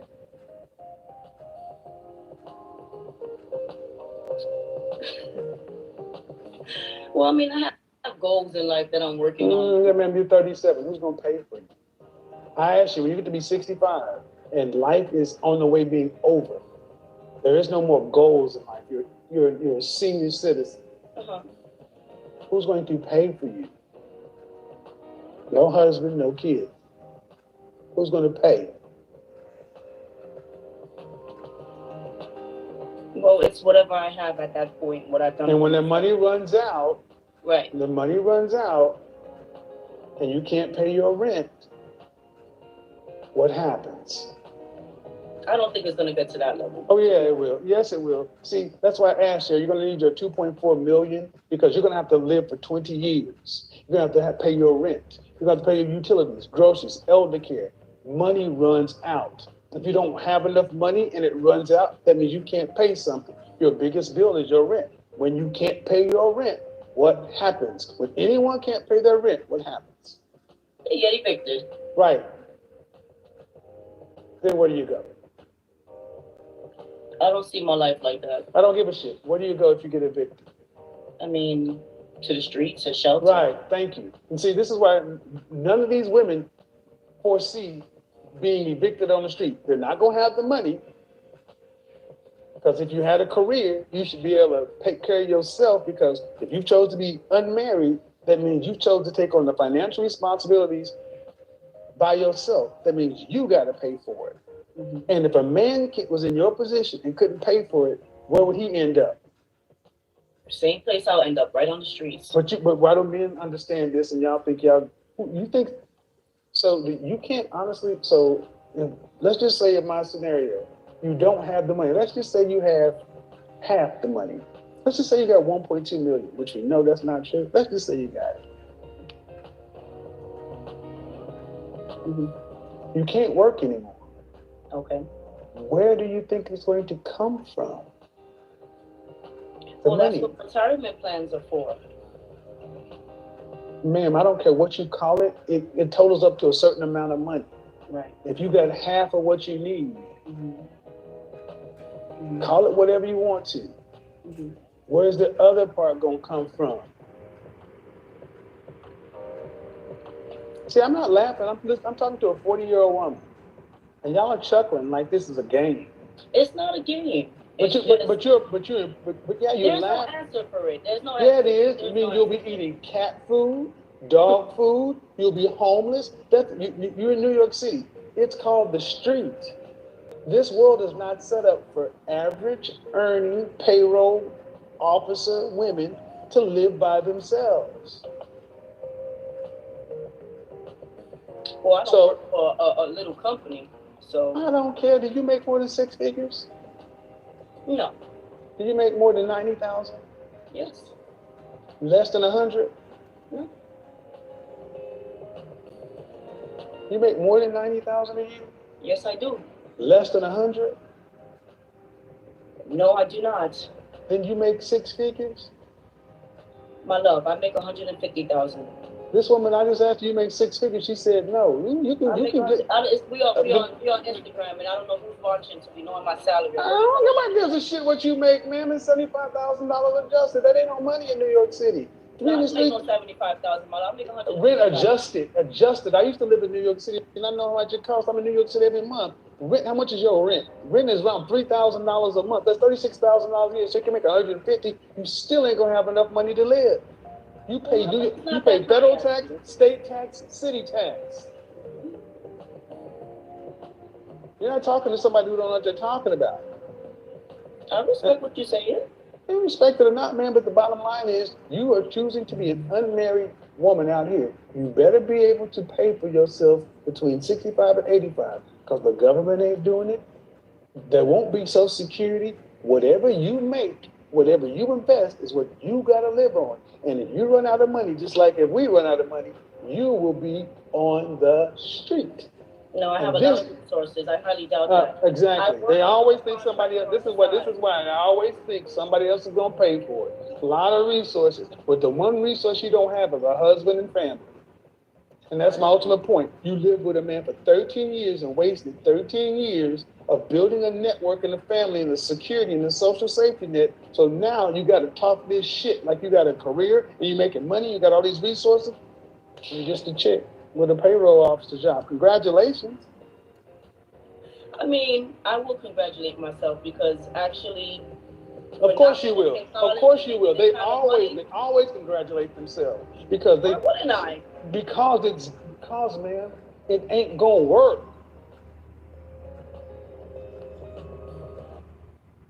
Wix gives you the power of AI to build the website you need with full business functionality and a design tailored just for you. Customize every element of your website and watch your vision come to life in minutes. Control everything from the biggest tasks to the finest details. Personalized, optimized, ready to go live.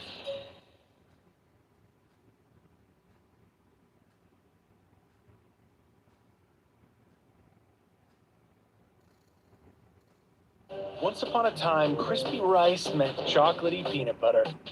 Such a sweet story. Congratulate yourself if you know you're going to have your retirement money when you're at 65. Until then, there is nothing to be congratulated on. But see, this is what happens when we give 8th place trophies. And we tell And we tell everybody that they're a winner, and everybody that's a queen. We tell women they don't matter, and they think that they won't be the one. They can't comprehend of a world to where they're going to lose. Man, every day I talk to women in your position.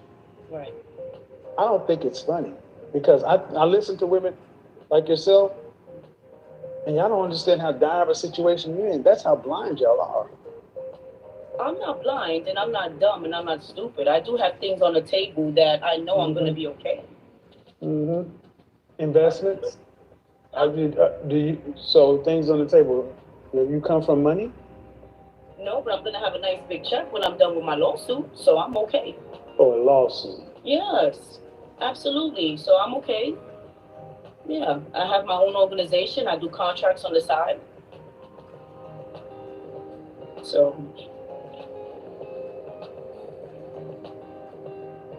Not even worth it. Not even worth it. Hustle and flow. I'm gonna be all right. Okay. They always got some otherworldly plan. And understand, the thing that works is marry a man, join families, build a network, build a family unit, have backup, share expenses. But no. This is why I don't have any sympathy for modern women. You want it this way, enjoy it. So when you got to get out and have lawsuits and safety, okay, knock yourself out.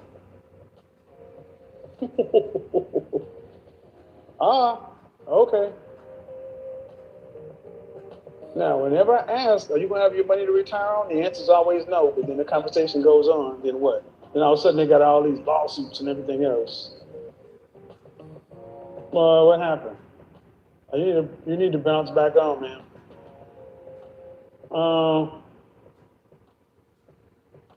Look, ladies, why is it so many women walk around like life is a joke?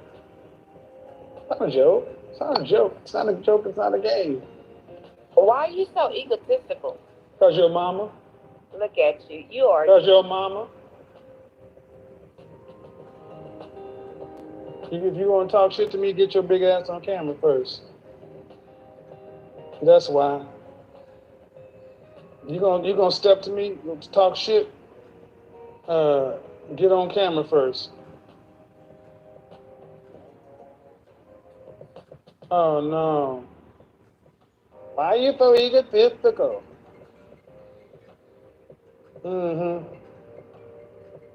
Why are you so egotistical? Come on, Miss Renee. Jump your ass back on here. If you want to talk to me, don't hide off camera though. If you want to talk to me, get on camera. Don't get off camera and then think you're going to say some shit like that. Now, you want to get on camera and bring the smoke? Bring it. I'll even invite you. But I'm going to tell you right now, you get on here acting a fool, it's going to be a bad day for you. See, I got a good memory.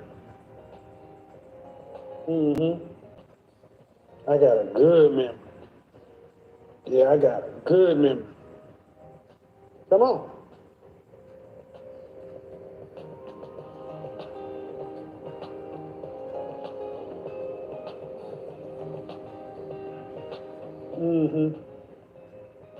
Right. Uh-oh. Ding dong. Ding dong. Doorbell. Doorbell. Oh, she didn't want to get back on. No, don't be in the dark. Oh, let me get some. Oh, you want light? Oh, yes. You want to talk. Yes, I do. How old are you? Light. I am 40.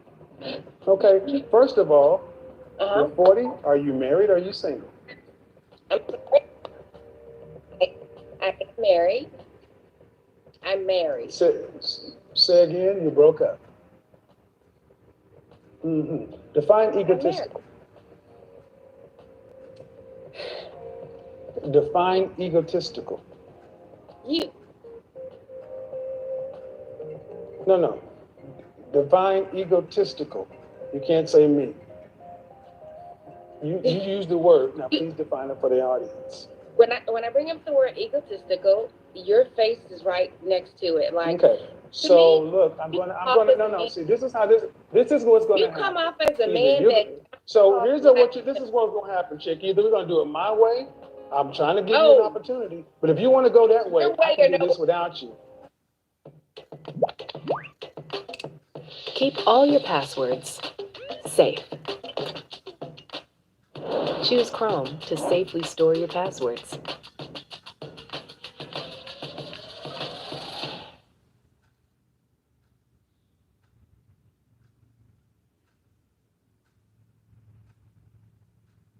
I'm planning a girls' trip to Barcelona, and TripAdvisor's travel reviews has helped me pick the best hotel for us, and here's how. So I use the search function to filter for what's important to me. You get all the deets from real travelers, stuff you can't find on the hotel website. Click the link to start browsing hotels, then look into the reviews so you can really get to know a place.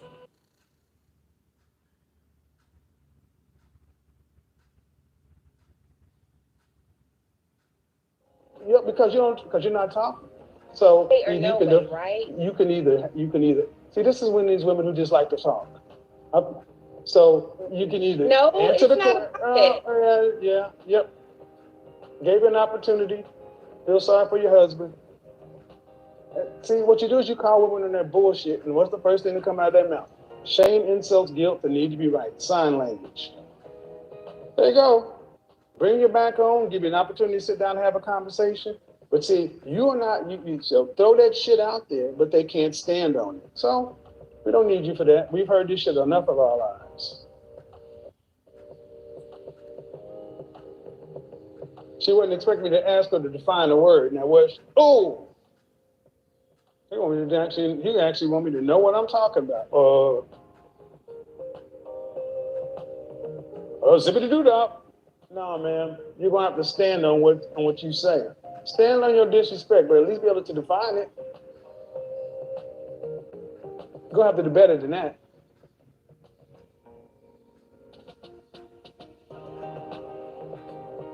Going to have to do better than that.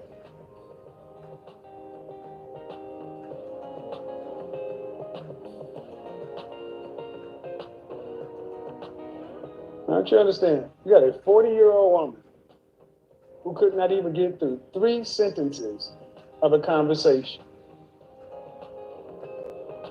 When I say 3 sentences, 3 paragraphs in a conversation. But she did level. Hello? Oh, hello. Hi, Kevin. How are you? I am well. How old are you? 31. Okay, what's going on with your connection? Gosh. So to be honest, I just came to my. Oh, right. So to be honest, I just came into my hometown. Haven't been here in 11 years, so that might be why it's kind of spotty. Okay. But so new to the show, yes, I finally got to you. Awesome. I've been like screenshotting and tagging you. Ooh, sorry. Yes. Okay. I gotta call her. My cousin. Boop. It's my cousin. Boop. All right, man. Oh. I appreciate how calm you are. You have a nice, calm sense about you. And I understand human anatomy a little bit, and I love your shows. They're very informative. It's great information to take. I'm a 6-year vegan. I don't know if you know too much about that, but I like to get that out in the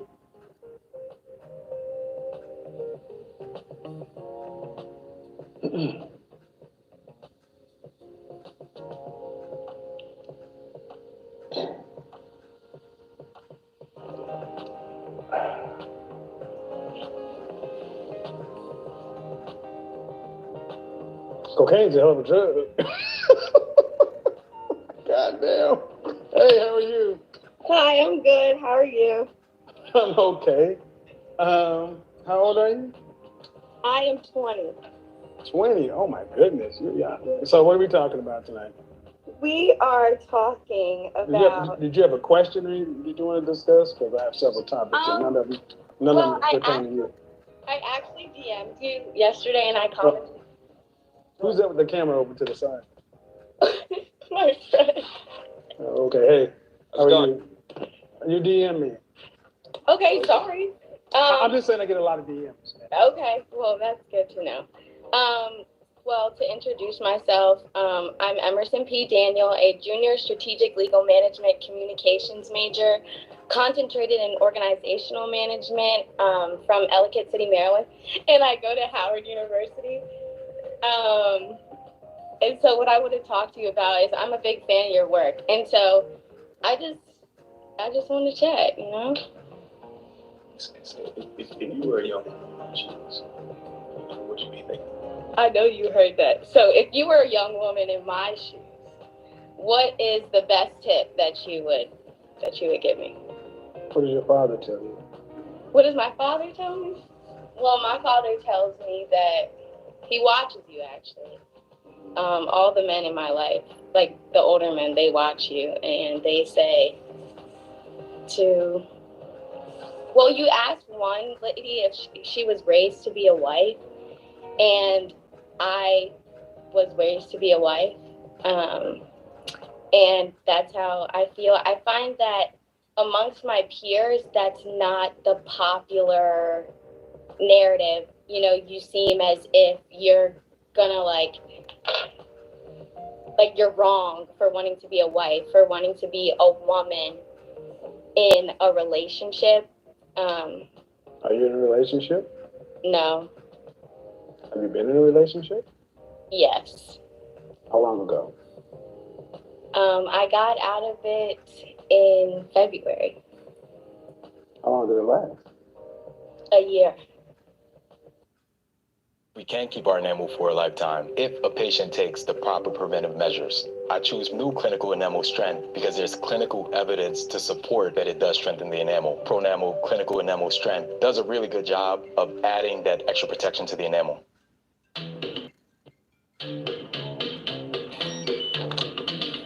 Hilton is bringing you more new ways to stay than ever before. With all new places, there's all new experiences to enjoy. Hilton for the stay. When you graduate, what do you plan on doing? Well, I'm interning right now. I don't have a specific job that I want, but I have a bunch of internships. And what do you want to do in your 20s? What do I want to do in my 20s? If I had it my way, I would be a stay-at-home mom and raise my children. Or I would start my career when I have children. I would take care of them. And then I would, when they get old enough, I would want to go back to work. But I would definitely like to have that flexibility. How many children do you want? 2, but then I also think about living in this modern day. I fear for children, and I fear for, the way that I fear for them growing up in this world. And what I mean by that is in terms of, they don't play outside anymore. They want to be involved in the screens. And there's a less interpersonal communication going on. Whose responsibility is that? Their parents, and that's why I would, step in there. But then they would be like a different kid. And when you're a different kid, you're like, Mom, I want to do this. I want to do this. And it can just become a huge fight. Fight with whom? Between a child and their parents. On what planet? Okay, not a fight, but the kid is always nagging and saying, oh, I want a phone, I want a phone. It's called a belt. I know. But the belt, I'm gonna be, but I shouldn't say that. You said you were raised to be a wife? Yes. What did your mother raise you to do for a man? What did my mother raise me to do? What? For a man. Be a support system, cook, clean, I'm on here and I'm on live with you, honestly, so I'm at a loss for words in terms of what it means to be a wife, but I feel how can you say you were raised to be a wife?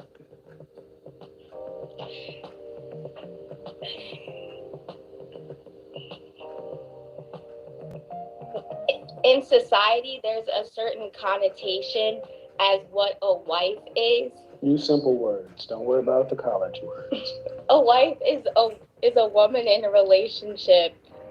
Oh, my Whoa. connection is, or your connection's breaking. My connection's fine. I have 5 bars. Can you see me now? Okay. A wife doesn't have a connotation, ma'am. A wife is a job duty, just like a husband. Cooking, A job cleaning. to take care of the household. Cooking, cleaning is something you have to do for yourself. Mm-hmm. What specifically did your mother teach you to do for the man in your life?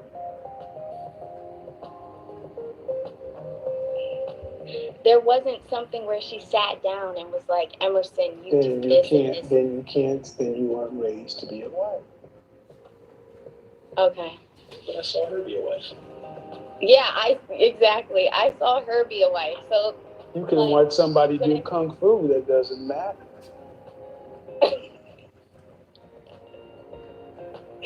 okay, so to you, what does it mean to be a wife? These are the questions you need to ask your mother. You need to go ask your mother, Mom, what does it mean to be a wife? What am I supposed to do for my husband? How am I supposed to do these things? Okay. I think he'll be a better person to ask than me. She's your mother.